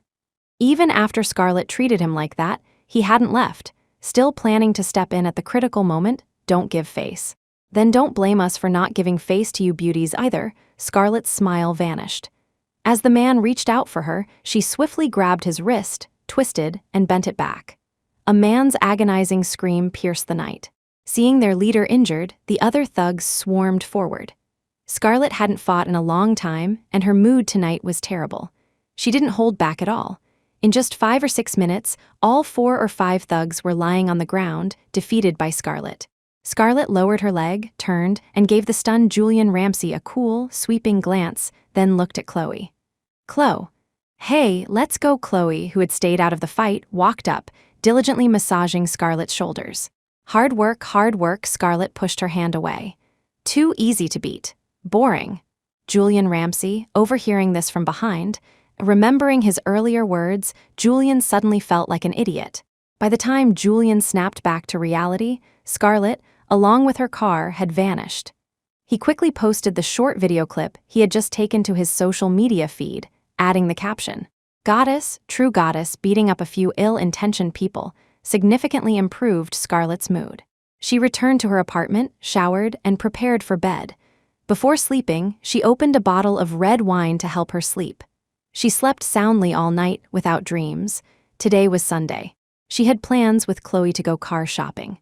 Chloe arrived shortly after 8, driving her car and bringing breakfast.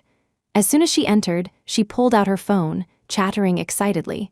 "Scar, your heroic deeds from last night are all over everyone's feeds." Scarlet paused mid, patting her face. "You took the video?" Chloe shook her head. "Not me, it was that idiot dog, Julian Ramsey." Scarlet chuckled softly. "Oh, making a big deal out of nothing." Chloe snorted. "That idiot Julian last night, he actually told us to beg him for help. Ha ha ha." Chloe didn't hold back, directly commenting under Julian's post. "Still need us to beg you, Mr. Ramsey." Julian Ramsey, who had just woken up and saw the comment on his feed. Chapter 35. Only expensive cars suit them. Scarlet and Chloe headed to a high-end car dealership.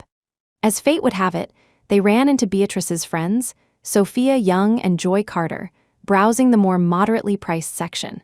Well, look who it is," Sophia sneered, eyeing Scarlet's casual yet chic attire. "Shopping for a car? Can you even afford the tires here, Scarlet?" Joy chimed in. Maybe she found another rich man to mooch off. Scarlet ignored their taunts, her gaze sweeping over the showroom floor before landing on a stunning, limited edition blue sports car displayed prominently. "That one," she said to the approaching sales manager, pointing towards the vehicle priced well over $2 million. The manager, recognizing Scarlet from the recent online buzz, the viral video of her drumming, and the subsequent fight, immediately adopted a respectful demeanor. "An excellent choice, Miss Davenport. This model is truly exceptional." Sophia and Joy exchanged shocked glances. To save face, Sophia quickly pointed to a nearby sedan. "We were actually considering this one," she stammered, indicating a car listed around $200,000. "Much more practical, don't you think?" Scarlet merely smiled faintly at the manager. "I'll take the blue one. I'll pay in full now." She produced her card. The transaction was completed swiftly. As the manager finalized the paperwork, Sophia and Joy stood frozen, their faces burning with humiliation. They couldn't possibly compete, nor could they afford the car they had pretended to be interested in after Scarlet's extravagant purchase. Without another word, they scurried out of the dealership. Chapter 36. What are you plotting now? "Scar, brilliant," Chloe exclaimed as they watched Sophia and Joy flee. "You shut them down without even breaking a sweat. A $2 million car. I bet they wouldn't dare buy that cheaper one now, after saying such nasty things. Their faces must be so thick." Scarlet glanced sideways at her friend. Let's go, time for lunch, of course. Now that she had her own car, she wouldn't need a ride from Chloe. Chloe, still relishing the image of Sophia and Joy's embarrassment, beamed. Let's go to celebrate your new car. I'll invite Lachlan and the guys too. Sounds good. They had all been close friends since their school days, spending countless hours eating, drinking, and having fun together. It was a happy coincidence that they were all in Linchester now. Getting together more often felt right. Lachlan Sinclair and Greg Lane were both free today, which was rare. After lunch, Chloe couldn't bear for the gathering to end, especially since adulthood made spontaneous hangouts difficult. So, she suggested renting a music studio. The brief performance at her birthday party had left her wanting more. Lachlan glanced at Scarlet. I have no objections. Greg wouldn't dare object either. I'm totally okay with it. Finally, the three of them turned their expectant gazes towards Scarlet. She smiled. I never said no. Chloe made the decision. They rented a music studio and spent the afternoon rehearsing the few songs they had written in their youth. The sunlight streamed in beautifully. Scarlet tilted her head back, drinking water, watching Chloe playfully roughhousing with Greg. A soft smile touched her lips. Days like these felt truly wonderful. Planning to take over the family business? Lachlan walked over, looking down at her. Scarlet put down her water bottle. Yes, besides, making money was quite fun in its own way. Lachlan smiled. Good thing. Scarlet raised an eyebrow, sensing an underlying meaning in Lachlan's words. Why? Nothing. Just then, Chloe ran over. Hey, Tanya just called me, asked for a favor. Scarlet looked at her with a knowing half-smile. A favor asked of you, why tell us? Hey, I can't do this alone, Scarlet already knew. She hummed. All right, spill it. What are you plotting now? It's not a big deal. It's just Tanya's bar opening tonight, and she wants us to go over and support her. Support her? Scarlet didn't believe it for a second. Just showing up for support wouldn't require Tanya to personally call and use the word ask. Chloe squirmed under Scarlet's gaze. Well, what she means is, she wants us to perform as guest singers for a night, draw some crowd. Didn't we go viral after that gig at one? Chloe naturally loved lively scenes. Besides, she hadn't performed in ages and was still buzzing from the last time. Now that there was an opportunity, Chloe was itching to grab her bass and hit the stage. But a band couldn't function with just one person. So, the key decision rested with the main character. She finished speaking and looked at Scarlet with pleading eyes. Scarlet had become rather reserved these past few years. Chloe genuinely wasn't sure if Scarlet would agree. Suddenly, Chloe felt nervous. What if Scarlet said no? Wouldn't she lose face? After all, just the day before yesterday, she had confidently promised Tanya, slapping her chest. No problem, you just build the hype, leave this to me. Scarlet lowered her head slightly, pondering for a moment. You're only asking me? What about Greg and Lachlan? Greg piped up. I'm fine with it, Scar. Beside him, Lachlan echoed the sentiment. I'm fine too. Scarlet, if she said no, wouldn't Tanya disown her as a friend? Chapter 37. Your ex-wife debuted? You had to hand it to Tanya Adams. She was bold. Opening a bar was one thing, but Linchester's two most famous bars were One and Night Feast, one in the south and one in the north, each dominating its territory, coexisting peacefully without interfering with the other. Tanya's stroke of genius or audacity was opening her bar, Cloud 9, directly opposite one. The location used to be a Western restaurant. Foot traffic was high, rent was expensive, and one alone already drew away a significant number of customers. After 5 years, the lease was up, the rent increased, and the owner decided not to renew. When Tanya heard, she snatched it up immediately. Rent of over $6 million a year, signed for 5 years straight, $30 million plus. If Tanya wasn't bold, who was? When Scarlet and the others arrived, Tanya was busy greeting friends. Seeing Scarlet's group, her eyes practically lit up. I was so afraid you wouldn't come. Whether my opening night is a success depends entirely on you saying this. Tanya ran over to Scarlet, hugging her tightly, almost calling her daddy. Especially you, my goddess sister. The short video clips of Summer Hayes' performance had caused quite a stir online. Scarlet and Lachlan, in particular, attracted a horde of fans simply due to their striking looks and charisma. Tanya had sunk over $40 million into this place. She couldn't afford a flop on opening night. Days ago, she had already started building hype, announcing that Summer Hayes would be performing live tonight. She had discussed this with Chloe beforehand. The reason she hadn't told Scarlett directly was because Chloe mentioned Scarlett had been dealing with a lot of personal issues lately. Tanya was dressed seductively tonight. As she hugged Scarlett, her ample bosom pressed against her. Scarlett raised an eyebrow. "You're having a wardrobe malfunction, boss lady. Hey, if you like it, I can let you see more later." Scarlett was amused by her shamelessness. "I don't have that hobby. Let go, I need to go up and test the sound." Hearing this, Tanya immediately released her. "Alrighty then, Miss Watch Your Step on the Stairs." Chloe, standing nearby, got goosebumps. "Can you please act like a normal person, Tanya?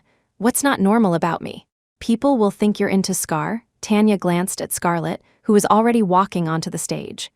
"With Scarlett's face and figure, if she were willing to swing that way, I think I'd be very okay with it." "Get lost if anyone's getting lucky, it should be me first." After bickering for a moment, Tanya surrendered. People were starting to arrive, and she needed these precious performers to make her night yours. Yours, hurry up and go test your bass. Seeing Scarlett and the others already on stage, Chloe snorted. "Get ready to scream." Many people in the bar tonight had come specifically for Summer Haze. It was also the weekend, so plenty of university students had shown up to join the fun. Within minutes of the band starting, the area below the stage was packed. Tanya watched from the side as drinks flew off the bar. If she weren't the owner, she'd be waving glow sticks and screaming for Scarlett and the band. It was explosive compared to the frenzy here. One across the street was rather quiet tonight. Julian Ramsey sat in his booth for a while, noticing the crowd was at least half its usual size. He glanced at the silent Barnaby Ainsworth opposite him. "Barnaby, have you noticed how empty it is today?" Barnaby lifted his eyes slightly, glanced at him, but didn't speak. Julian, rebuffed, took out his phone, planning to invite Vincent North and the others. Just as he finished sending the message, he idly scrolled through his social media feed and discovered it was almost entirely filled with the same short video clip. Julian tapped on it. The first thing he saw was Scarlett drumming fiercely. He paused, then instinctively looked towards Barnaby. "Barnaby, your ex-wife debuted?" Chapter 38. Has Scarlett seen the light? Tanya's bar, Cloud 9, was absolutely buzzing tonight. People who came specifically for Scarlett and her band practically filled the place to capacity. Tonight's revenue alone could probably cover the next week's earnings. Julian Ramsey dragged Barnaby Ainsworth into Cloud 9, his eyes immediately landing on Scarlett on stage. She was simply too dazzling. Even though she was only wearing a white sweater and simple black jeans today, on stage, Scarlett held the drumsticks, tapped the pedal, nodded her head to the beat, radiating an aura of cool confidence. It was impossible not to notice her. This newly opened bar was packed. Julian couldn't even find a place to sit down. But the music was incredibly explosive, the atmosphere electric. Once inside, the esteemed Mr. Ramsey couldn't bring himself to leave. This wasn't the first time Barnaby had seen Scarlett on stage. Compared to the initial shock and sense of ridiculousness he felt the first time, seeing Scarlett on stage again today evoked far more complex emotions. Beside him, Julian was acting like a madman. Surrounded by deafening music and cheers, Barnaby wanted to leave, but after taking a single step, he stopped. He watched Scarlett under the stage lights. The white sweater should have softened her features, but at this moment, Scarlett was like a stage queen, commanding the entire venue, her raised eyebrows conveying a cool indifference that surveyed the world. He realized that this version of Scarlett was addictive. Upon this realization, Barnaby's face instantly darkened. He was perfectly lucid, fully aware that he and Scarlett were divorced. Since they were divorced, whether Scarlett was doing well or poorly now had absolutely nothing to do with him. Right, absolutely nothing. The band took a break mid-set. Julian remained hyped, turned his head, and saw Barnaby still there, somewhat surprised. "Ah, Barnaby, you're still here? I thought you'd already left. Scarlett is really incredible now, isn't she?" Feeling a bit regretful about divorcing her, Barnaby felt like he'd heard a joke. "Regret? What's that?" Julian paused. "Oh, right. You're not into this type. You like the innocent, White Lotus types like Lydia Ashton." Hearing that long, unheard name, Barnaby frowned slightly. "Who told you I like Lydia Ashton?" This question stumped Julian. "Isn't that what everyone thinks?" Barnaby's face darkened. "I don't like her." Julian was shocked. "Then why did you divorce Scarlett?" Although he used to look down on Scarlett, honestly speaking, Scarlett had been a perfectly adequate second Mrs. Ainsworth when married to Barnaby. This question annoyed Barnaby even more. She was the one who wanted the divorce. Julian clicked his tongue. So, does that mean Scarlett has seen the light and escaped the sea of suffering? Barnaby felt that Julian's mouth truly was incapable of uttering anything good. Being married to him, being the second Mrs. Ainsworth, when did that become a sea of suffering? The stage started heating up again. Julian ordered a glass of champagne and spotted a familiar face. He raised an eyebrow, quickly walked back to Barnaby's side. "Barnaby, look, down there holding that bouquet of roses, isn't that Fabian York?" Before Barnaby could answer, Julian answered himself. "It is Fabian York, it's late at night. Why is he carrying a bouquet of flowers around looking so flashy? Who's he trying to woo?" Barnaby wasn't interested in these matters. Compared to this, he wanted to leave this godforsaken place more. However, just as he turned to leave, waves of screams erupted from the crowd.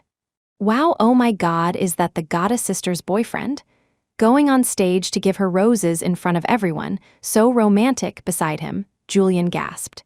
"Damn it, that scoundrel Fabian York actually has his eyes on Scarlett." Chapter 39. "Unnecessary, I consider him dead." Barnaby Ainsworth frowned deeply, turning back to watch Fabian York on stage hand the bouquet to Scarlett Davenport. The drumming ceased at that moment, the fervent music instantly losing its soul. Scarlett hadn't expected someone to come on stage and give her flowers at this time, much less Fabian York. Faced with the enormous bouquet of roses, Scarlett was forced to stop playing. She accepted the flowers. "Thank you." Fabian, with his charming eyes, smiled alluringly. "You're welcome. Flowers complement beauty. Please continue, I won't disturb you." With that, he turned and descended the stage. The entire exchange took less than 10 seconds, but elicited waves of screams from the audience below. Was this some kind of scene from a romantic drama? Scarlett watched Fabian's retreating back, raised an eyebrow slightly, placed the flowers beside her, picked up her drumsticks, and resumed drumming. 4 minutes later, the song ended, concluding Summer Hayes' performance for the night. Scarlett came down from the stage holding Fabian's large bouquet. Just as she stepped off, Fabian approached her. "Miss Davenport, care for a late-night snack together?" Fabian was notoriously skilled in the art of romance within their circle. Scarlett had no idea why he had suddenly taken an interest in her.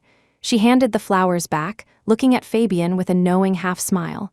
"Apologies, Mr. York, I'm slightly allergic to pollen." Fabian clicked his tongue. "My mistake." He casually tossed the bouquet aside. "I definitely won't make the same mistake again." Scarlett gave him a cool glance. "I also don't have the habit of eating late-night snacks. Let me drive you home?" Fabian York was incredibly thick-skinned. Just as Scarlett was about to refuse, Chloe Sullivan beside her suddenly nudged her. "Barnaby and Julian are watching. I think agreeing would be better. Let that jerk Barnaby Ainsworth see that their scar wasn't lacking suitors." Scarlett looked up and, sure enough, saw Barnaby and Julian Ramsey in a booth not far away. Scarlett scoffed, glanced at Fabian. "No need, I drove here." She hadn't touched a drop of alcohol tonight, she didn't need anyone else. With that, Scarlett walked directly over to Tanya Adams to say goodbye. Fabian, tactfully, didn't follow. Chloe stood beside her, puzzled. Isn't Fabian a useful tool? Barnaby and Fabian are sworn enemies. Now that Fabian is pursuing you, even if you don't agree, couldn't you stir things up a bit just to annoy Barnaby? Scarlett took a sip of juice. "Unnecessary. I consider him dead." Dead people don't exist. Why should she inconvenience herself just to annoy Barnaby? Chloe paused, then, understanding dawned, she praised, "You have a higher level of enlightenment beside them." Greg Lane chuckled. "When Scar gets ruthless, ordinary people really can't compare." Chloe agreed wholeheartedly. "That's right." Nearby, Lachlan Sinclair also smiled faintly. "This is the Scarlett we know." Scarlett walked up to Tanya. "We're leaving." Having performed for free for over an hour, Tanya was deeply moved and personally escorted them to the door, presenting each with an SVIP card. "A small token to express my gratitude." Scarlett accepted the card and smiled. "Does this card get us freebies?"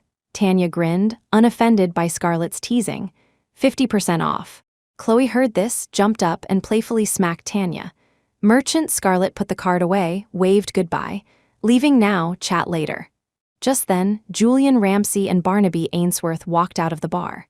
Julian waved and called out to her. Scarlet. Scarlet gave a cool glance, raised an eyebrow, and replied nonchalantly, "Mr. Ramsay, fancy meeting you here." With that, she got into her own car. As for the person next to Julian, from beginning to end, she hadn't spared Barnaby Ainsworth even a sideways glance. Chapter 40. What You Want to Chase Scarlet To? The blue sports car quickly disappeared from sight. Julian Ramsay raised an eyebrow. How come I never noticed Scarlet had such personality before? Chloe, about to leave, turned back and looked at him. Because you were blind before. With that, Chloe's gaze swept over Barnaby Ainsworth. Before finally leaving, she spat fiercely in his direction. She just couldn't achieve Scarlet's state of mind, couldn't treat Barnaby like he was dead. Chloe shot Julian a fierce glare, took out her car keys, and got into her car. Forget it, not worth arguing with dogs. Julian was choked by her retort. He wanted to argue back, but Chloe and her friends had already gotten into their respective cars. He had no choice but to swallow his anger. Turning his head to look at Barnaby, he asked, "Scarlet didn't even glance your way just now. How does that feel, Barnaby?" Barnaby scoffed coldly. "Get lost." Julian. "No need to get angry just because you're embarrassed." Barnaby decided to ignore him completely, striding towards his own car. He would never go out with Julian Ramsay again. Second young Master Ainsworth, long time no see. Just then, Fabian York also emerged from the bar, looking at Barnaby with a half smile, asking provocatively, "There's a question I've always wanted to ask second young Master Ainsworth." Julian knew Fabian always liked to antagonize Barnaby. Showing up now, he was probably just trying to annoy him. "Did Mr. York not graduate elementary school? Why do you have so many questions to ask people all day long?" Fabian glanced at Julian, his smile unchanged, and asked Barnaby directly, "Which screw came loose in second young Master Ainsworth's head that you would divorce such a wonderful woman like Scarlet?" Barnaby's face instantly darkened. Looking at Fabian, he retorted, "I'd also like to know which eye Mr. York used that went blind, that you would fall for a woman like Scarlet." That comment went a bit too far. Julian nudged Barnaby with his arm, gesturing towards Scarlet, who had returned at some point and was standing not far away. "What?" Barnaby, irritated, looked up in the direction Julian indicated. Seeing Scarlet standing there, he couldn't help but frown. Scarlet had come back for her phone. She had gotten carried away having fun and left it behind. Her car had just turned out of the lot. Too lazy to reverse, she parked on the roadside and walked back. She hadn't expected to walk right into hearing Barnaby's harsh words. For a fleeting moment, Scarlet felt a sharp pain in her chest, but it was only a moment. Quickly, she composed herself and continued walking into the bar. Seeing Scarlet return and overhear the conversation, Fabian lowered his head and chuckled softly. "Well, that's perfect then. I assume second young Master Ainsworth won't mind me pursuing Miss Davenport." With that, Fabian got into his sports car nearby. He waited for Scarlet to come out before slowly driving off, following behind her. Julian watched Fabian's car follow Scarlet's until both disappeared from view. Only then did he avert his gaze and look at Barnaby. "Barnaby, wasn't what you said just now a bit too harsh?" Barnaby turned his head and looked coldly at Julian. "What, you want to chase Scarlet too?" "Damn it, Barnaby Ainsworth," that jerk Julian shot Barnaby a fierce glare, also getting angry. He turned, got into his own car, and drove off abruptly. Barnaby watched Julian's car disappear, then lowered his head and lit a cigarette. Amidst the swirling smoke, he recalled Fabian's provocative words, couldn't help but curl his lip into a cold sneer. What, is Scarlet really that great? Chapter 41. I don't regret marrying you, only not leaving sooner. Scarlet returned to her apartment. Her phone kept ringing. It was Fabian York. She considered it for a moment, then answered, "Mr. York, is something wrong?" "Miss Davenport, I just wanted to tell you Barnaby Ainsworth is a bastard. I saw your expression earlier." Scarlet chuckled softly. "My expression? What was wrong with it?" "You were hurt, weren't you?" Scarlet paused for a few seconds. "Mr. York, I don't know what issues you have with Barnaby Ainsworth, but please don't use me as a tool in your fight." "No, I'm genuinely interested in you."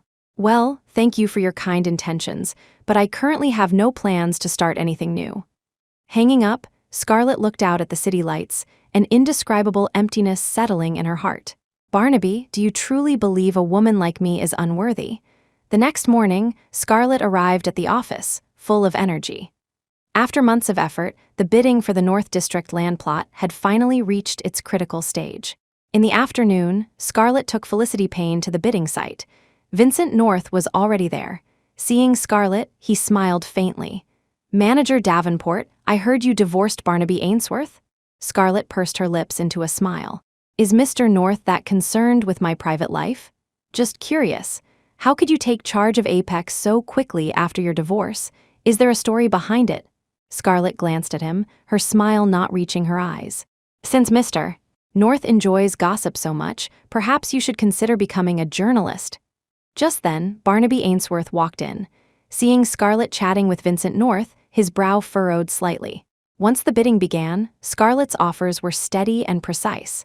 After several rounds, she and Vincent North were the final contenders. $930 million, Vincent North bid. $950 million, Scarlett stated calmly. The room erupted in murmurs. This price had already exceeded market expectations. Vincent North frowned at her. "Manager Davenport, are you certain your company can handle this price?" Scarlett smiled faintly. "Mr. North seems overly concerned." Ultimately, Scarlett secured the North District land for $950 million. After the bidding concluded, Caleb Duncan found her, his face livid. "Scarlett, are you insane? This price will definitely result in losses." Scarlett turned and walked away. "Mr. Duncan, just wait for the financial report."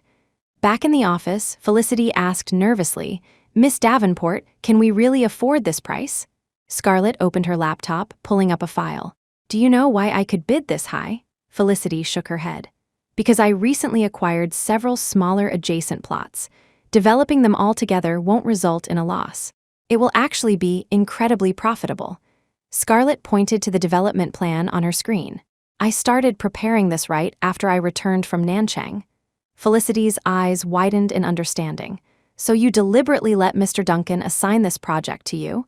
He thought he was putting me in my place, but unknowingly handed me a golden opportunity." Chapter 42. Your World, I didn't get to participate 2 weeks later. Scarlett's development plan received approval from the city government, and Apex's stock price surged accordingly. Caleb Duncan couldn't sit still any longer. He confronted Scarlett directly. "Who are you, really? Who's backing you?" Scarlett chuckled softly. "I'm just Scarlett Davenport."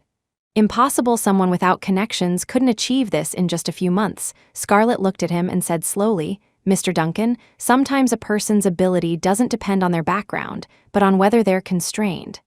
The news quickly spread throughout the business world. Scarlett Davenport's name began to be mentioned frequently in major commercial circles. That weekend, the Davenport family hosted a private dinner party in Nanchang. Scarlett attended as the guest of honor, making her first public appearance as the Davenport heiress. "Welcome, everyone, to my daughter's succession ceremony," Sebastian Davenport announced from the stage, smiling. "From today onwards, Scarlett Davenport officially becomes the heir to the Davenport Group." The audience gasped. It turned out Apex was merely a subsidiary of the Davenport Group, and Scarlett was the daughter of a true business magnate. Barnaby Ainsworth was among the invited guests. He stood in a corner, watching the radiant Scarlett on stage, his expression complex. During the dinner, Beatrice Ainsworth pulled a leaner Ainsworth over. "Scarlett, so you're the Davenport heiress. Why didn't you say so before?" Scarlett took a sip of champagne. "If I had said so, would you have believed me? If we had known you were the Davenport heiress, how could we possibly have?" "So, that's the truth," Scarlett interrupted her. "It wasn't my status that made me unworthy of the Ainsworth family, but your judgment that prevented you from seeing a person's true value." Beatrice was speechless, her face flushing red. After the dinner, Scarlett stepped out into the garden for some fresh air. Barnaby quietly approached her from behind. "Congratulations!" Scarlett turned around. Under the moonlight, her eyes were clear as water. "Thank you. Why didn't you tell me your identity back then?" Scarlett chuckled softly. "Does it matter? Whether I was the Davenport heiress or the daughter of an ordinary family, did it make any difference to you?" Barnaby fell silent. "You loved Lydia Ashton, and I was just a substitute." Scarlett looked directly into his eyes. "Barnaby Ainsworth, I don't regret marrying you, only not leaving sooner." Barnaby opened his mouth to speak but swallowed his words back. Scarlet, don't say any more, Scarlet smiled faintly. Your world, I didn't get to participate in it anymore. Chapter 43. You Deserve Better. A month later, the collaboration between Apex and Etha Corp officially launched, and Scarlet's business empire began to expand rapidly. Simultaneously, the North District real estate development entered its implementation phase. Scarlet's plan included not only commercial areas, but also ecological parks and cultural centers. The entire project was hailed by the media as the most innovative urban renewal case of the year. Meanwhile, Barnaby Ainsworth's side faced difficulties. Several companies that had previously partnered with the Ainsworths suddenly withdrew their investments, causing several major Ainsworth projects to stall. Barnaby investigated for a long time and finally discovered the shadow of the Davenport group behind these companies. Julian Ramsey called. Barnaby, heard Fabian York is partnering with Scarlet on a new project. Barnaby's brow furrowed. What project? Seems like something in artificial intelligence. Fabian's tech company and the Davenport group joined forces, making a big move.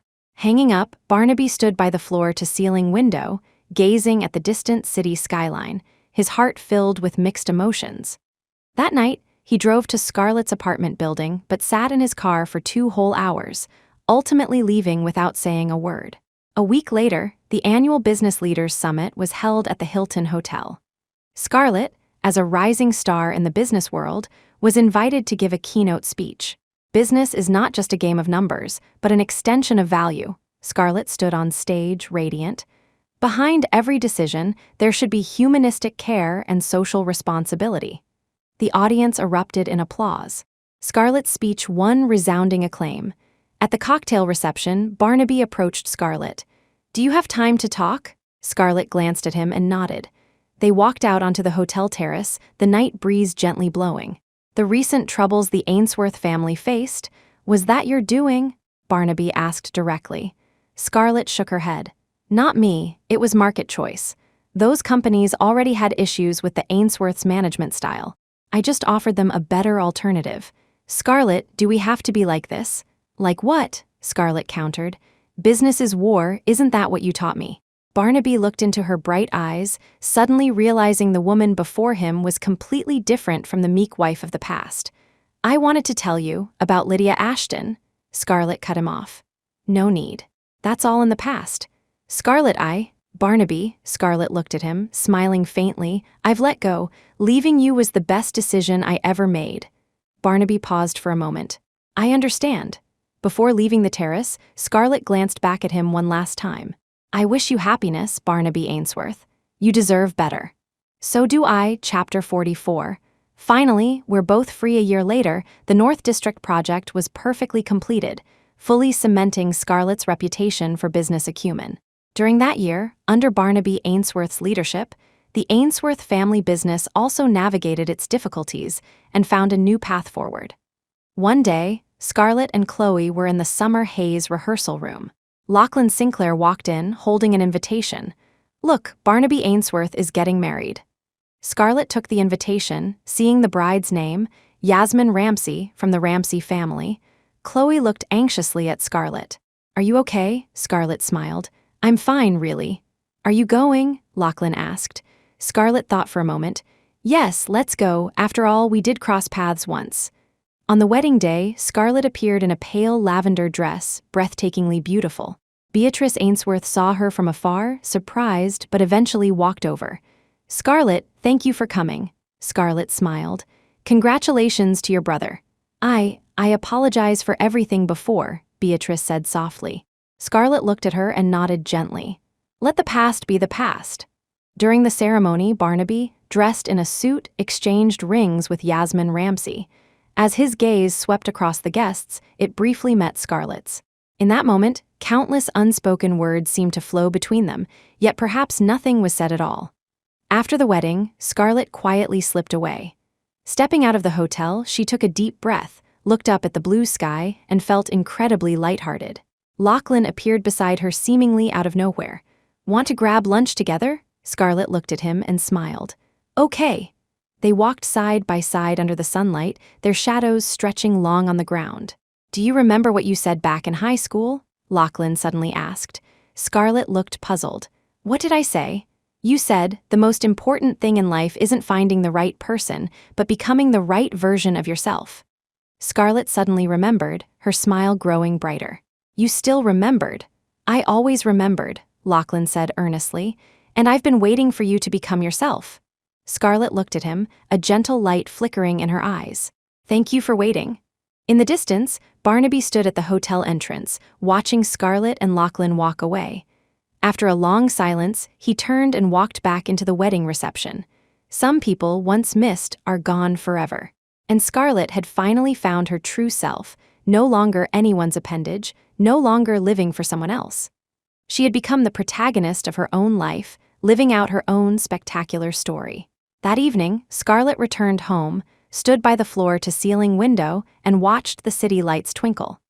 This city had once witnessed her tears and grievances. Now it witnessed her growth and transformation. She picked up her phone and sent a message to Sebastian Davenport. "Dad, I'm doing great." Putting down the phone, Scarlet smiled faintly. Finally, we're both free.